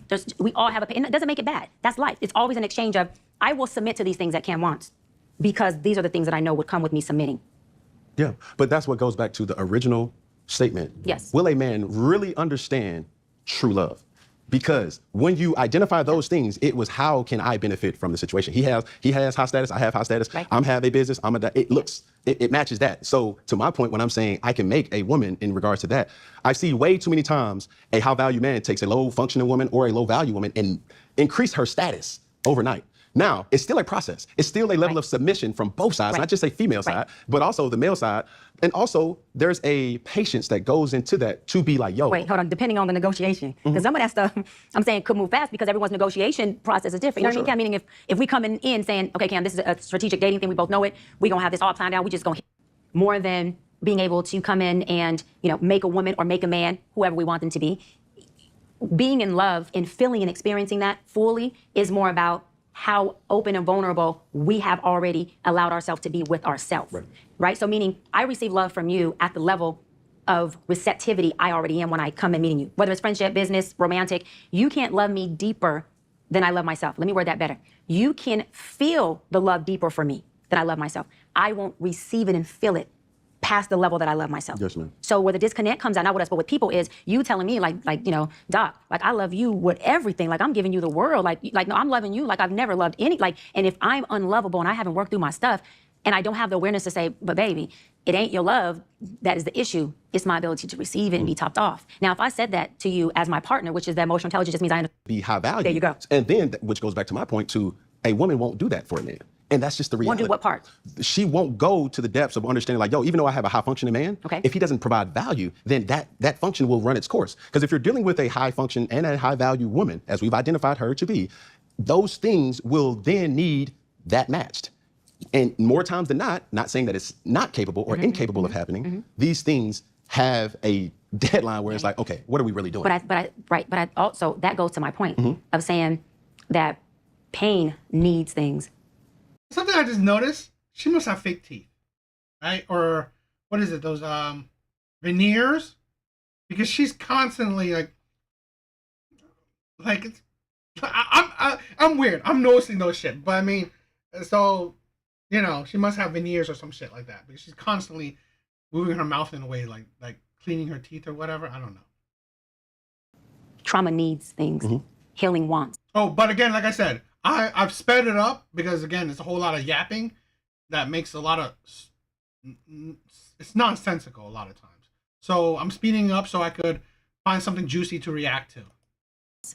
So when you have a woman who is healed and ain't perfect, okay, not perfect, just healed, doesn't work, she would be able to sustain any relationship that she's in with another human, regardless of where they are functionality, value-wise, who is also just willing to sustain it. Because she doesn't need him to do anything. She knows how to attach to the things that she wants in him. And from the beginning of meeting him, before we got to being married and being intimate, I've already identified, I want that, and that in you. We're talking about now, not tangible things. I want these things in you. These 5-hour conversations we have all night after I've seen clients for 12 hours, baby, that recharges me to get up and kill the day. That's more important to me. I'm just speaking, maybe it's not me, but that's important to me. When I come home and I'm able just to lay up under you, and you're funny as hell and start joking, and I wasn't in no mood to joke, but you light me up, that's what I want in you. That's what I want. And so my healed part is picking the parts that are now feeding the healed in me. So I don't really need you to do anything outside of the functionality that I'm wanting from you. Now, when you come in and say, I say to you, baby, I want to go to Bora Bora, and you say, daddy can't afford that, right? Do I turn and say, you ain't daddy? Hold on. Or do I do like Monique does with her husband and still call you daddy? Now, if you're asking me, subjective, whoever I choose, wherever he is, high or low or medium value, I hope he's a hybrid like myself, he's daddy, and I love him. And I'm choosing from a place of being healed now, so I'm choosing what I know that I want long-term and not need for the season that my pain is in. See, I chose my ex-fiancés based on what the abandoned young woman needed in that season. I had no idea what I wanted. Healing introduces you to what you want. Pain and trauma eclipse what you want. It's always there, eclipse that. So as a woman now, do I want a man who is high functioning and high value and all those things? I mean, that would be great. But if I met a man who had what I wanted, not because I don't need it, but what I wanted, would I treat him any different than a man who's a billionaire, I'm going to treat him better, because it's not because I have money and I don't need the money. I'm saying that when you think of longevity, okay, this is the problem. People are picking for the season. I'm not, but I'm 35 and I'm in my prime and I want to live a certain quality of life and I want to go on trips. That's what you want at 35, baby. But you ain't made it to 50 or 60 yet. And this is where what you were saying as far as you have wise counsel around you. You got women like your mama who would say, baby, listen, you might choose him at 35, but that man ain't going to be with him at 55. Hello. Goodbye. Goodbye. Goodbye. So my thing is, a healed woman or man, we're choosing now for 55, 60, and 70, and 80. I'm choosing now the father for my kids. I'm not getting pregnant and then going, Cam, so you don't change diapers? These are conversations, these are foreplay conversations to me when I'm dating you. It's, so how do you feel about kids? What religion do you feel our kids should be? Do you think private school or this? Just drop the big bag on private school. But for me, that's what I'm saying, the functionality does matter. For me, these conversations are foreplay. Yes. So do you believe in discipline? Are you gonna get mad if our kids have a black mom in the house and I say, get your ass off the couch? Is that a problem with you because you cursed at my kid? See, this is foreplay for me. So when I say conversations that are high functioning look like that for me, if this is feeding me, and I choose it once, it becomes a cycle. Women get comfortable in the dysfunction, which was already what I was choosing from in the first place. And so I'm gonna go ahead and just nest in dysfunction, knowing that I can't get nowhere in this. Because whether dysfunction, it almost never happens. So I will move this discussion right along. Curious to know, have you ever dated outside your race? I have. Okay. Could you, for the people in the audience who's watching this or will watch this, could you date outside your race? I could. Okay. Now, is that something that, are you open in regards to manifestation? Listen, God, just bring him to me. I mean, good hair, nappy hair. I mean, European hair, Wakanda hair. It don't matter. I need my hubby. Dominican hair. Yes, I am very obedient to God's will first. And God has the permission to override any silly decisions I make, okay, to bring me his will. However, and I'm open to dating outside my race. Right. If I can have it my way, right? And it's something that I'm choosing from, I love my black men. And so I wouldn't be choosing outside of my race, how can I say it? Because black men weren't my priority. It would be, again, an organic, it happened, this man happens to be long-term meeting wants, and this is just what, in my spirit, God says this is what I have for you. And him too he'd be the king, he would be daddy, he'd be all that. I swear, I will always have this as a red flag, any woman that constantly talks about God. I'm sorry, because a career woman, I'm not an avid follower of religion, right? I'm not an avid follower of religion. But I at least know that there's no teachings of God that supports women focusing on their career, okay? It's focusing on finding a good man, creating a family, producing the next generation, right? Morality, all that shit. That's the Bible's teaching, in my opinion, I mean, correct me if I'm wrong, the main focus is creation of families, not being a career woman. So really, a career woman talks about the Bible is such hypocrisies to me. But hey, she probably know the Bible better than me. So regardless if he came Wakanda hair, and as long as he have a Wakanda. Okay, anyways, but what I was saying was, I'm back. We talking about my husband. I had to manifest him the right way. Yeah, you did. The right way, ladies. Yeah, you did. Doc is back. But I would definitely date outside my race. Yes. So, does race matter in regards to finding love? No, I don't think so. I don't think so. So, not love. You know Wakanda only come in Wakanda packages. Have you been to Africa? I'm from Africa. Have you traveled to Africa? I'm in Atlanta, baby. This is Africa. So have you traveled to Africa? Not the country. Not the continent? No. Okay, so. Or the continent, I apologize. Yeah, no problem. So you were saying, it may be challenging for a single woman to counsel married people. Well, I've traveled to Africa. So maybe hard for a man who has not traveled to Africa to say that in Africa you only see one kind of Watch where you're going now. Because you're stepping in some quicksand if you want to go down that road. Whatever you want to do. I'm just saying that love has no color, but also when you talk about what kind of size, I don't believe that only one race of a species has a certain what kind of size. Now, I don't want to go deep into talking about penises for 15 minutes because I don't think that's what will help. Remember, my purpose is I want to do my job and I want to give the audience things that can change lives and I want to entertain. But I don't think a big penis has to do with one race of men. But if you want to go there real quick and touch it, go for it. No. Have you dated a white guy? Never. Okay, so you don't know. I've never dated a guy. You would not know. I've never dated a guy. Right, okay. So for a woman who has dated. Let's just put that out there. Dated. I've never been intimate with a man outside of black, but dating a white guy, I can say that there's a difference in cultural experiences, but I don't think I haven't seen, but I haven't been intimate with a white man. But I mean, I haven't seen things. I don't think there's a big difference to me in white or black when it comes to your penis. This is my point that I was saying. We're kind of taking a step back to Euro step to try to score. Right. Now, I'm having a hard time to believe a very educated, a very attractive woman out of 41 years have not met Mr. Right. Hopefully it goes to a better direction now. I say, that's enough time to find a lot of things out. I bet. And yet, no kids, single. I'm not, but I am saying, are women's expectations unrealistic? No, I'm gonna say, like I said on Nick, the question shouldn't be why isn't a woman of age, of success, of a certain caliber not married with kids? The question should be why are people rushing to the altar just to become divorcees or baby mamas and baby daddies? I think if anything, we need to be teaching our society, take your time, young man or young woman, so that you can get to know not just this person, but your... You don't need it at 41. You don't need 20 years to take your time. You don't. This is the thing. She stopped she called off 2 marriages, 2 weddings. This is there's the hypocrisy. 41, right? 41. This is the hypocrisy of her talking. Yes, don't rush. But 20 years of at least 20 years of dating. You weren't rushing at all. So really, no.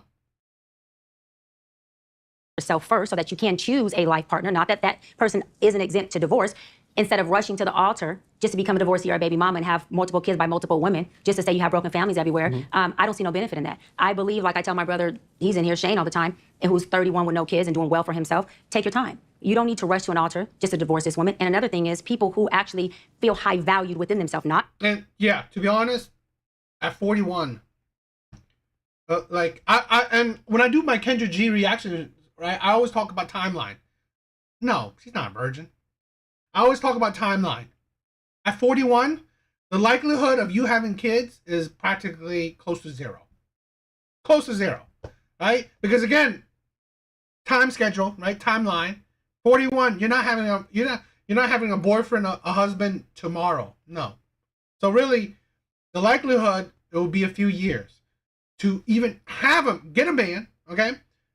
Then a few more years to get a marriage, and then that's it.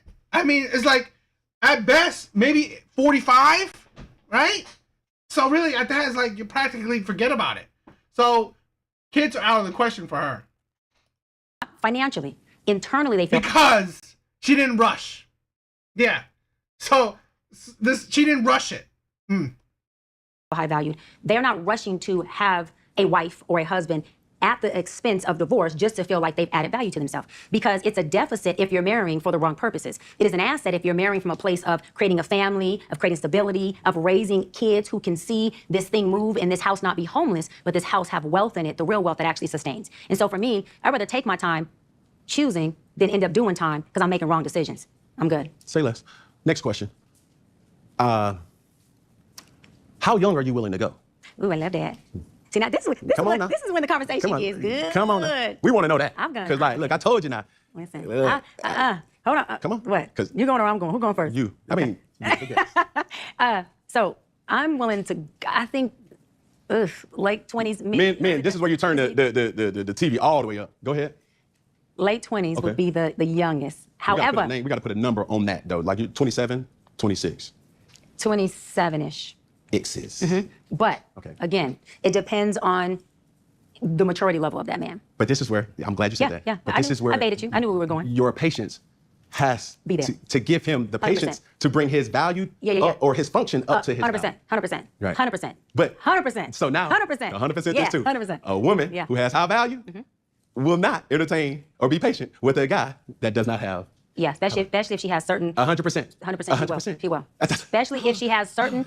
Cam. Especially if she has certain criterions that she knows most men of her age won't meet. Yes, she has to. So therefore, I'm telling you, a man of high value is a transactional type of thing. So to your point, it's like, I know, I look at you, I look at women all the time. I have a beautiful establishment that we're in right now, Fellowship. It garners a consumer that's about their business. This is not hookah smoking and standing on couches and, sex. No, it's not that. This is sugar daddy's addy in here. This is businesswoman. No, you need to, we need to get this on right. I see it happen so many times. Dress code. You're not coming here with Jordans and flip-flops. Like, you can't do that. You can't disrespect the altitude. Yeah, the culture of what's here. You see what I'm saying? Yeah, so with that, I know and I understand. A lot of people see my situation and I think that I'm not high functioning. What situation?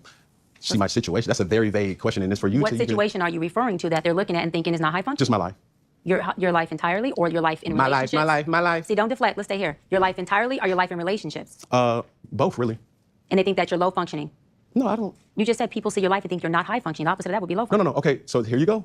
You're trying to take my intentions away from this. Is can I correct it? Yeah, go ahead. Or can I give you more? Yeah, some more information. Heck yeah. So I'm not married, right? I have beautiful children. How many? 8. I didn't do my research. I thought it was 4, but 8. Okay. No, baby. Cool. It's By how 8. many women? 3. And this is the kicker. I want more. Now. By multiple. Now I want to say this, right? Cam Newton, an ex NFL player, right? Probably a million. I mean, most likely a millionaire. 3 baby mamas, 8 kids, once more. Right? At the end of the day, women choose this man. Women choose this man. This is the man that women give kids to. This is a man that women have given 8 kids to. Okay? So really, I cannot hold anything against this man when women want this man. It's a mess. It's a mess. But women want this, right? That's why I said before. We cannot say anything about what women say. We can only say what women do, right? Their actions. Because this is the thing. Women choose these types of men. 3 women, and he's not married to the 3rd one, right? And he wants more. So really, this is the thing where, okay, he's no different than the Futures and the Nick Cannons of the world. Plus, Nick Cannon did if this video does pretty well, I'm gonna do the Nick Cannon version with her, because I mean she's a little bit annoying, but I mean, you know, I still want to check that out. So if you guys like it, please say it. Please tell me. But women, what's the intent of saying about your wife? I just want God to bring him. Oh, okay. And you just because my point is this: my desire to get married is lower than my fear of divorce. So, as you would say it, Dr. Brian, you said it. I didn't say it. I will agree. I'm just taking my time. You're not taking your time. I am, though. You're being very action-based. You're not taking your time. You're being very action-based. I'm taking my time. You're being very action-based. You have 8 kids with 3 different women. Yes. You are creating, procreating, and multiplying. That is not taking your time. You're being very selectively active. Okay? So you're creating, and disclaimer, the kids are innocent. They are beautiful and amazing. Anything I say has nothing to do with the babies, because I can't wait to be a mom, and I love the kids, period. Can't wait to be a mom. But you are proactively choosing where you want to be active at and where you want to take your time. You want to take your time in having a wife because of your own fears. But you will, and I say this with all respect and love, what I'm about to say next, okay, Cam? But you will selfishly create broken families, even if you're in their life and you're a proactive father, and I believe you're an amazing daddy. I can only imagine with just your presence and knowing you thus far. But these families are still broken. Every child cannot have Papa in the house with them. So some child, if not all will end up with some kind of deficit without daddy being there. Now, you chose to do that. I'm not saying you sat there and woke up one morning and said, I want to be selfish today, so I'm going to go make a baby. Not saying that at all. But those are Here, let me say this, right? Yes, is he creating broken families? Yes. But is he creating families that middle class to higher class families? Yeah. So really, here's the thing. You can't have it all. You can't have it all, right? I mean, yes, she ain't gonna have kids. She definitely ain't gonna have kids. I mean, this is the thing. Are they broken? I don't know. I'm not gonna say necessarily they're broken, but I mean, they're not. They might not have the most amount of attention, father attention, as they could have. But let's do this realistically, okay? And you know, lovely world, you make a good point, right? Are they broken? Because here's the thing: when we want men to provide, well, and mothers to want to be a stay-at-home moms, essentially the men usually aren't there anyway. Okay, this is the thing where we don't understand that if we put the expectations on men to provide, the likelihood of him being 100% or even close to it active father is not that high. So is it a broken family? We can only guess. Probably not.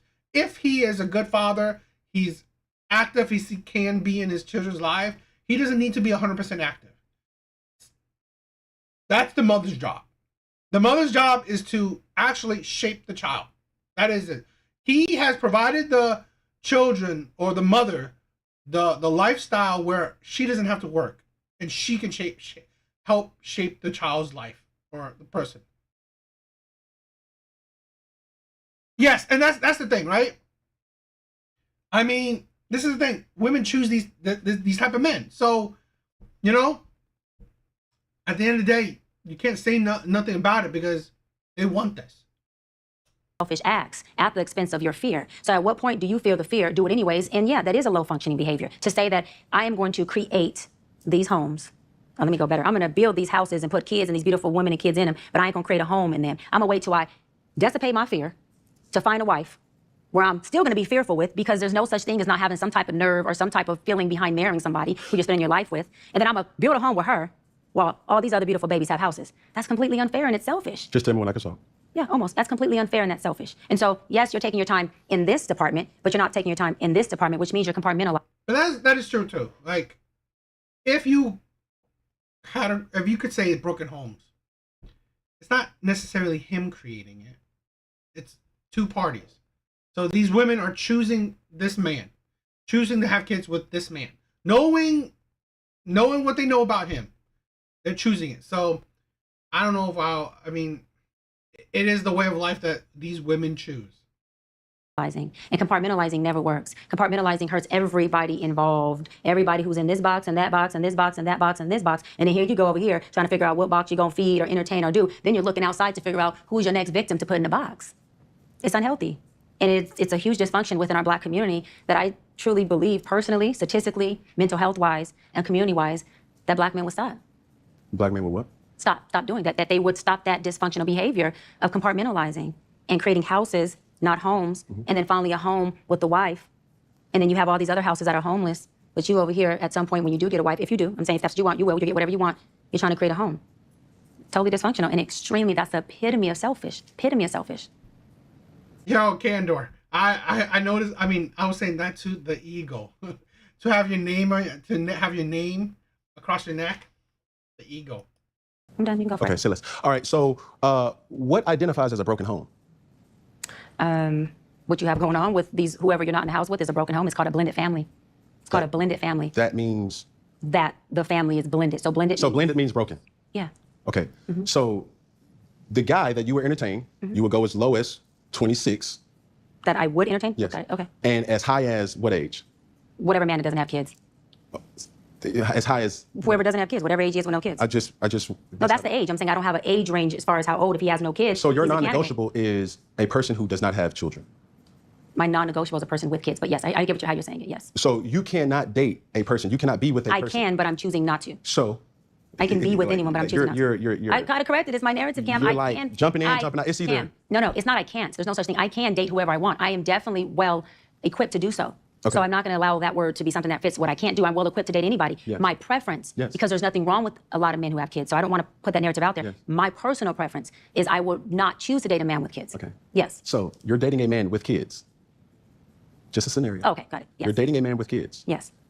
So you've identified that that's a broken home from the jump with your verbiage of blended family means broken. I've identified that I'm dating a broken man who is creating who he is, because we could teach what we know, we create who we are. And so broken people create brokenness, whether it's through a child, whether it's through a relationship, whether it's through themselves. It doesn't have to be a beautiful baby, but you're creating brokenness. And broken people can come from married households. I'm not saying that a two-parent household can't create the result of a child who then has brokenness and creates broken blended families everywhere. I'm not negating that. That's not my point. No, I know I'm making that point. But yes, But my point. my answer is I not only identify that those homes are houses without a home because he's not in them, Yeah. but also that he's a broken man. But you're going to be with a broken man. No, I won't. I just said I wouldn't be with a man. I wouldn't be with a broken man who has multiple kids. I would take No, not multiple. I'm Well, talking. a kid, it doesn't so matter. you're I- not going to date a man with children. No, but let me clear this up because you said I won't date a broken man. That's not what I said. No, I said, are you, listen to what I'm I heard saying. you. Let me answer it. Hold on. We all have a level of brokenness. So will I date a broken man? Yes. Am I going to date a certain type of brokenness? No. Of course you're not. And that type of brokenness is a man who has kids outside of me isn't something that's conducive for what I want forever. But will you date him? No. So that goes to my point. I'm trying to ask a question. You have two different men right here. One man who has. I will not date a man with kids. Okay, that's all I'm asking. Yes. I will But not. do you understand? Like, I even knew that's what he was going for. She kept on, like, this is why, man, the infuriating, like, the annoyance, okay? That's what he was trying to go for. And she was yeah, he was right. She's keep on jumping around. Plain and simple. Quit saying all these other words, right? Would you date a man with kids? It's like, oh, I'm not gonna say that. Oh, I would never date. It's like, and then the annoyance is like, this is the, and she's a therapist, okay? She's supposed to be college educated. Yeah, this is the thing with women. This is why, if you're gonna get a therapist, a psychologist, women are at the bottom of that list. Please. Just off of the statistics. Here we go. Go ahead and be a statistic and say it, because I hear it all the time. And What? Say it. You say what you're saying, and I'm going to either... Based on statistics, most men have kids. Go for it. At your age. But that's why I said early on, Cam, when you said young and remember the patience of me being older woman, I said, well, for a woman who has certain qualifications or criterions like no kids, that would be, I have to have enough brain cells to know, baby, that's the payoff. Okay, he may be younger, successful, no kids, but now you have to make sure you implement the patience. Or you get you an older man who has kids, and he could have been married with his kids. There's a lot of different scenarios why men have kids, okay? But then you don't have to have as much patience with him as maturity-wise. But do you want to have patience to say, and it's not even dealing with, because that's not bad, you want to have enough patience to gut the fact that you are dating a man with young kids or grown kids, and that's against what you want, your value system. For me, I'd rather choose the poison of, I'll have patience with you, baby. We'll just have to figure this out, and I'm cool with that, and we'll have a good time in the meantime. Then I know that you have kids. It's against something I never wanted as a child. And now, if you have young kids, I'm going to be very involved because I'm a loving woman. I'm never going to take... But you're giving a scenario that you're saying... Yeah, that I wouldn't do. Right, and those are the reasons why I wouldn't do them. For sure. Because I'm going to be involved, right? I'm never going to be a woman who's not. But I must defend this situation. I have 8 children. And... 8 beautiful babies. I will not... No baby mother of mine could ever say that she's a single mother. Because single mother insinuates that she has no help. So for me in my situation, life be lifing. That's a common... Yeah, it does. I agree. And my situation is a product of life happening. So... And none of us are exempt from it. Of course. Right, so we have preferences. 100%. We have things that we could say, okay, I would love to do this. I'm raised in the church. So my father would always direct us to say, hey, be this, be that, be that, be this. But I can also tell my father this. Your reality is not my reality. 100%. You walking into 7-Eleven is different than your son walking into 7-Eleven. Sorry. Makes sense to you. So I can't agree with you, and we can agree to disagree, that I'm not creating broken homes. I'm doing the best with the situation that I was given and am given. So hands-on father, absolutely. I don't subscribe to just bringing fatherless children or motherless children into this world. I have an unbelievable relationship with the mothers of my children. And it's healthy co-parenting that we show the children real love, real communication, real orders of operations. And I think that's key, because even though we have this unspoken societal pressure to do this and be this, but that's just not, that's a unicorn that you're waiting. I gotta admit, like the hour or whatever before this, like Cam just say a whole lot of crazy shit. So, I mean, or just nonsensical, trying to be, he says shit to try to be smart. That's the thing, okay? He's an NFL player, not an academic. I can understand why she's trying to say shit to be smart. Him, you don't need to. For. Because if I'm sitting up here telling you like, yo, I have aspirations to have this, but my experiences have shown me that that person really doesn't exist. So when I'm asking or I'm asked questions of, is the expectations unrealistic? Because my reality has garnered unbelievable connections with women around the world. Not in Africa, I haven't been in Africa, right? But at the same time, I've been able to make the best of my situation. And I can't say that that situation ever resulted into a broken home. Got it. So this is my thing. You can label it whatever your her ego needs it to be labeled so that you feel good about your choices. But at the end of the day, a family consists of a dynamic. And that dynamic consists of 2 parents and a child. And when you start to create that multiple times, that's called a blended family. And when there's somebody missing from the home, but they are the school daddy, meaning I pick them up or drop them off to school, or they are the sports mother or father, I come to the games, but they're not the, I wake up and go to sleep with my kids. That household now is broken by the, by the family dynamic. That does not mean, You're not describing me. That does not mean, Cam, that you are not a dynamic father. That does not mean that you don't have a great relationship with him. I'm talking about the political construct of a family. Societal construct, political construct. If you want to, I'm saying if you want to call it that, that's fine. But listen, those things that you've whatever we label expressed, it doesn't change our do decisions, that, though. That's what I'm trying. That's what you don't understand. So all of your baby mamas live in one house? No, they do not. But my children stay with me. So then it's still a broken house. So the mothers aren't in your home. So it doesn't make a difference. That's making the best of the situation. Right. Listen, and let me say this. That part, I agree with. That part, I admire in you. Okay. That part, I think is amazing. Right. Cam, look at me. That part, I say thank you for being a man who's vertical, who stood up and dealt with his decisions, whether it was decisions you liked or you didn't, or you planned or you didn't, and you did what you had to do. That's called a man, baby. So thank you for being a man. Yes, ma'am. And doing your thing, seriously, with the best that you have. I think that's amazing. Right. And I say this, follow up, not to negate everything I just said, because I truly believe that and feel that. And I love that you did that. You didn't leave them fatherless. My father didn't leave me fatherless. It changed my life because he didn't leave me fatherless. I used to sit with him randomly and say, Daddy, thank you. For what? For not making me a fatherless little girl. Because I ain't out here desperate. And I got a daddy I can come home and nest in. I got a daddy I can come home who's a gangster, a street dude. I can make a phone call and you there. And you there. So I ain't looking for no street, excuse my language, nigga, to save me. I got my savior. I'm good. And the street dude to save me may crucify me. I'm good. Daddy ain't gonna crucify me. See, there's a difference. So with you, I'm saying thank you because my father has 6 of us by 5 different women. But he was a father. And so when you say, Doc, but I'm a daddy, don't negate that. I hear you more than you believe me hear you because I had a daddy who was a father. And he wasn't in the house with all of us, but from a woman. I mean, yes. In reality, it's a broken home. It is a broken home by societal constructs, right? Is he an active father? Probably is, right? He says he has his kids with him. But again, he has the mothers maybe in and out. So really, it's a broken home. I mean, it is what it is. Accept it, right? Those are the things that you created and that these women agreed to create. It is what it is. I wouldn't say a blended family is a broken home. That I think is weird. But I mean, yes, he has created 3 broken homes, right? It's not like, be realistic. It is, right? It's not your normal construct of a home or a family, okay? So, but there's no doubt in that, with his amount of money, he's providing for his kids very well. So yes, is this kid going to be any less productive or hurting in life? No, probably not. Most likely not, right?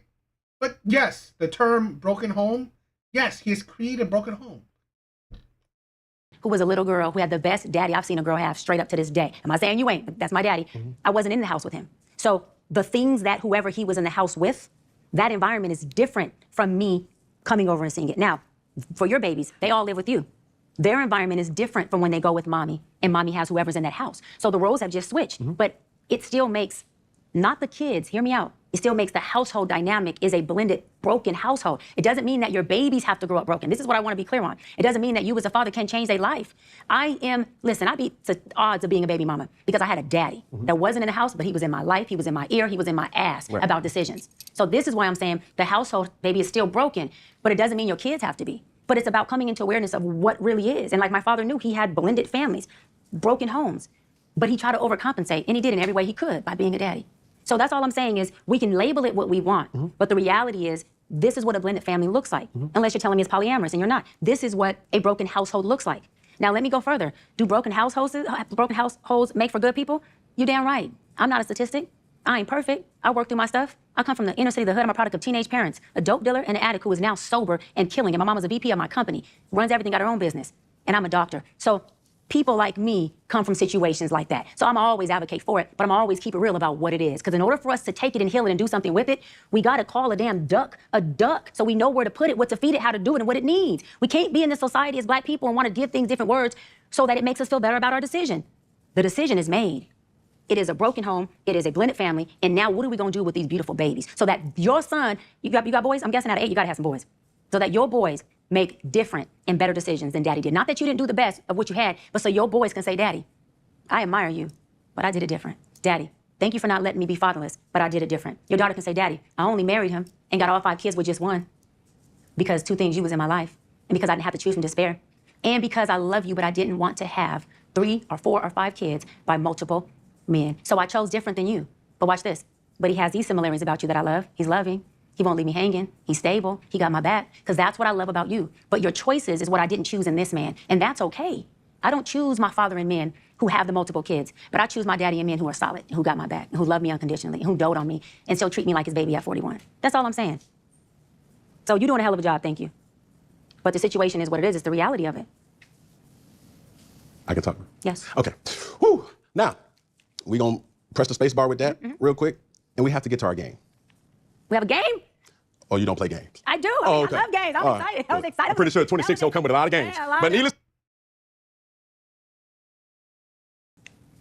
with your prognosis, Doc, of my situation, would you consider me a high value man?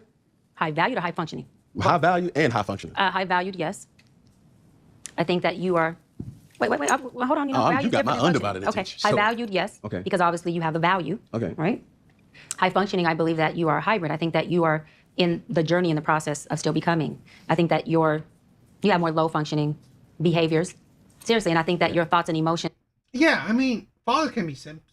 I mean, I've been there. I mean, like, this is the thing, right? I think a lot of men don't negate any weaknesses you've had, right? Don't negate the weaknesses of your past and all that shit. Don't, right? So When you're allowing yourself to really be you, not Cam Newton, I'm on, not Cam on the field, whatever this personality you've created. I think your thoughts and emotions are high functioning. Your whole fear of divorce and all this other stuff, but that's a whole nother. That'd be a session we do one-on-one. Whole nother session. Yeah, but those are also life experiences, though. See, this is where I was holding back from your critique on broken and blended. So basically, any man, you're fucked if you're trying to get. Well, dang, just Dr. take their hope from them. No, it's you said that. I didn't say You they're fucked. said no, there's no chance. I didn't say no chance. There's no chance. Okay. Your words, not mine. That you would ever get with a guy that had children. So the reality of that is, like, life happens, situations happen, and I would ascribe to this narrative: do the best you possibly can. Absolutely. In this thing that we call life. 100%. Because it's tough, it's hard. I'm a father to my children, not because of me being able to pay for private schools. I'm a father to my children because I treat them not only how society is going to treat them, I give them the wisdom not only did my father give me, but I also give the nurturing that my family provided for me, doing the best. Now, my circumstances of growing up were Right.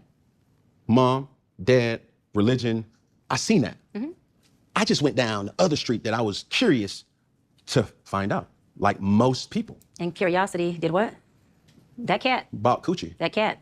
Yeah. And that's the problem. Buying coochie and creating babies and throwing D's instead of creating F's, which is the family. We talked about that earlier. That's a problem. That is another dysfunction that needs to stop. That's not healthy. That's dysfunctional. We've identified So that. curiosity killed the cat. So the cat got killed Yeah, but while trying to find some cat. we've identified that. But what I'm basically saying is, even though we have hopes of having what we desire, it doesn't always. I agree. And that's I agree. my point. Yeah, no, I 100% agree. So when But you. I have a question. Yes, ma'am. Well, you can finish. Want me to wait? I'll hold it because it's for you. So when you try to stereotype or you try to analyze a situation, and it's a lot of people's concern and curiosity.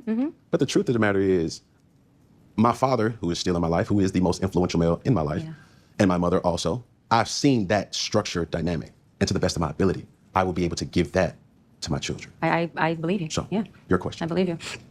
You said life, and be doing this thing, of course, and none of us are exempt to what life does, so there's no point even personalizing it. It's just more about who's next for life.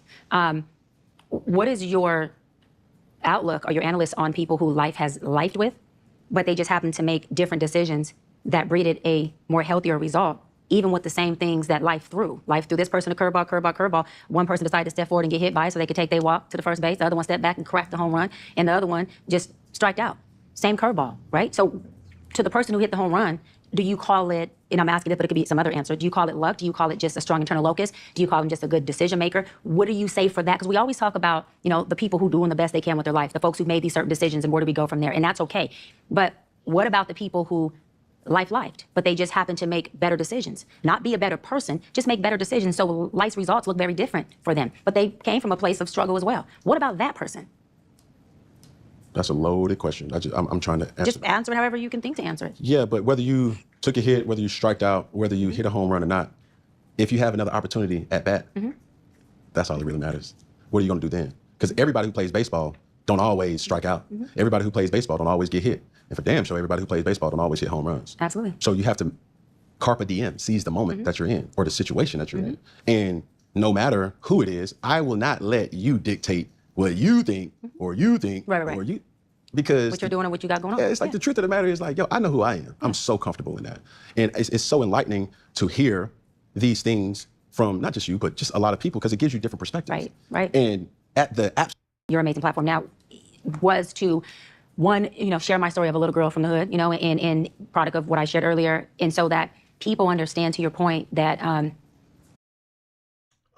what Mystic said, right? I would say she's not getting married or pregnant. Pregnant, I'm doubtful of. I'm really doubtful of because timeline is not going to work for her. You know, the timetable schedule isn't going to work for her. Is she going to get married? Probably. I mean, she's successful, okay looking. You know, men will always want women like this. But, well, the men that she wants want to marry her or want to be with her for a long-term commitment. Not. I don't think that's like the high likelihood. Will she get married? Probably. Will she get divorced? Most likely. Right? I mean, high educated women get divorced quite often. So, yeah. Will she get married? Probably. Will she have kids? Doubtful. Will she get divorced? Most likely. So, whatever dirt or mud you came from, that's not the dirt or mud you got to plant in. And that, soil can be recreated and soil can be plowed up in what that looks like. And so also that saying you're not okay is actually 50% of you getting to the okay you're trying to get to. An awareness and accountability of saying I'm in the dark is letting someone know who can possibly help you get to the light switch to turn on the lights. And it's all about the lights turning on so that you take inventory of where you at, who you with, and who you are. And only then can you start to create when you can see, right? And so I just, to everyone in general, because mental health is a human right, it's not just a black right, but specifically to the folks in our black community, we need to start to deliver, not dismiss each other. Not only... I don't know. She's a great ex-wife, probably. In the therapy session, but on the podcast. We need to have an exchange that says, this is my subjective opinion, this is your subjective opinion. And any point in time that I feel, Cam says something that I can deliver him from. Delivering doesn't mean I'm some know-it-all or an expert. Delivering means I admire you for being a father. So you are amazing for taking the breadcrumbs and saying, let me go on and make a loaf with this. So that in my perspective, I'm doing everything I can to fool this bread and not have these pieces spread around. So that's the delivery piece. Dismissal is, because of your choices, you low functioning, you ain't nothing. That's dismissing. But delivery is, listen, your decisions created this. All right, so now what are we gonna do with that? And how can I be a part of helping do that with that? How can I be a part? I wanna be an extension of it. How can I help that mold into these beautiful things? So your babies can look back and be like, Daddy helped us do all this, and this is where I went different than him, only because it made me better in this way. And that's okay, right? The other thing is, man, depression and throwing around depression, throwing around these different mental health diagnoses. You can have symptoms of anything and not be it. And I think in our society, people get caught up in, I'm depressed or I'm having anxiety. Talking about mental health, right? I really think that talking to therapists is shit, right? That is shitty.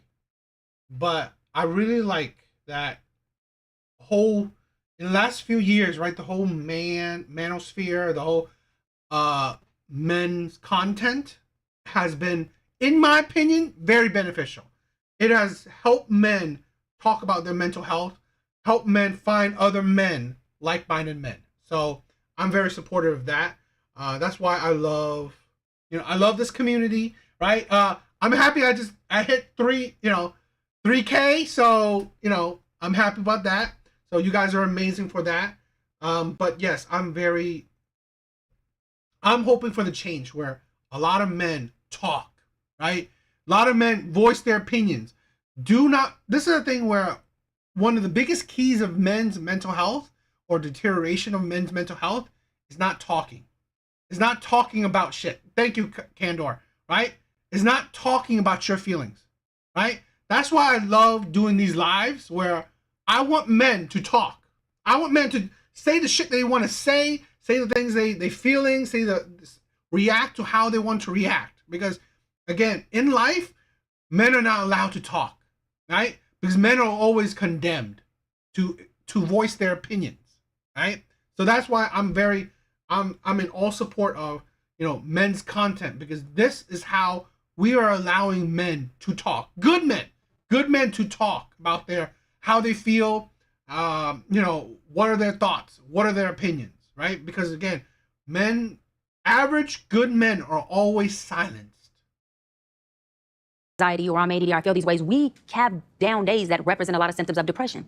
Doesn't mean that we are. However, if we are, then we need to be seeking. I think this is about it.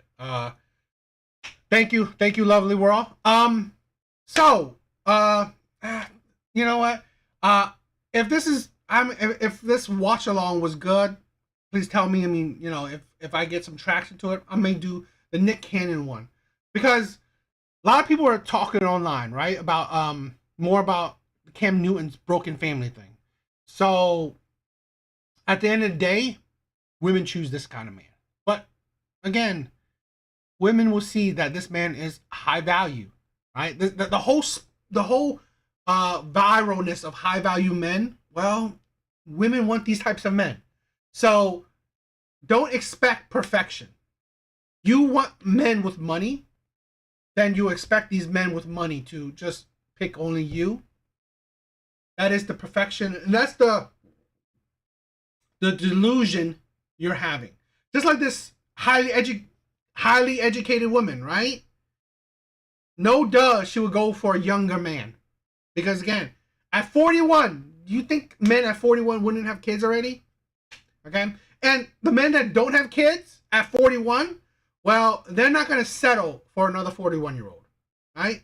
A man that's at 45 doesn't have kids, he's not really looking at a 41-year-old's way, right? Or he's not looking at a 41-year-old's way for long-term commitment.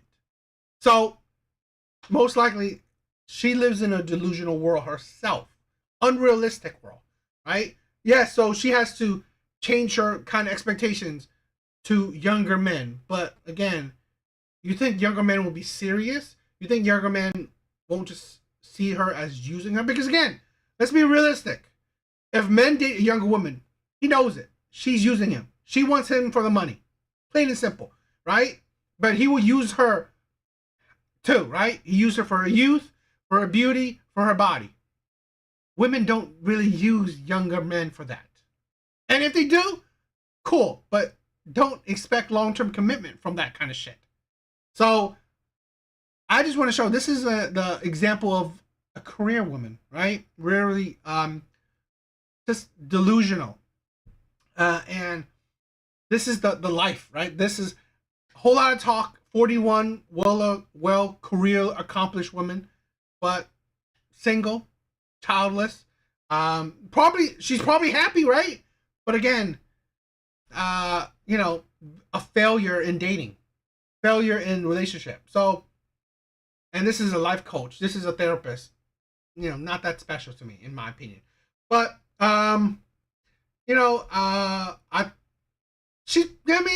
maybe she's happy, being, like the whole thing, like women are happy being single, right? Great. Don't change it. Stay single. Because here's the thing, right?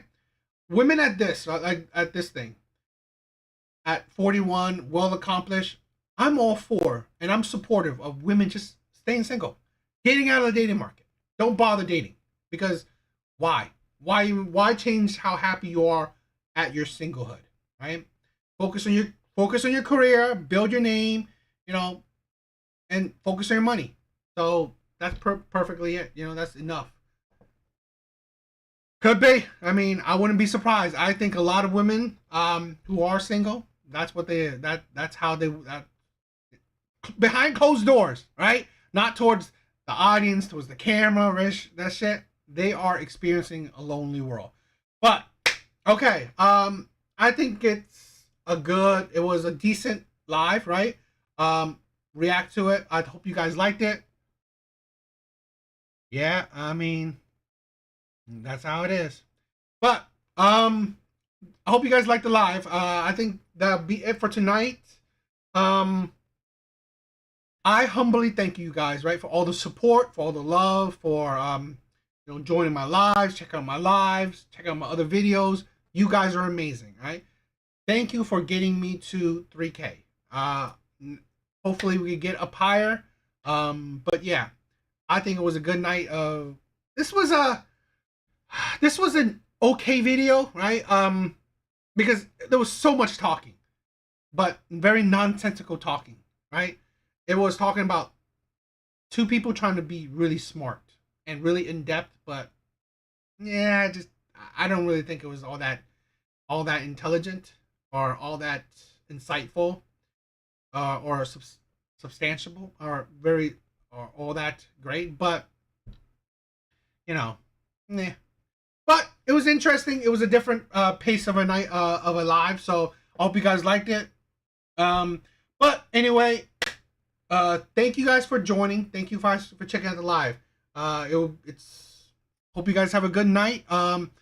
See you guys on Wednesday's live, right? So Mystic, Lovely, Condor, or Candor, Fairfax, everyone else, thank you guys for stopping by.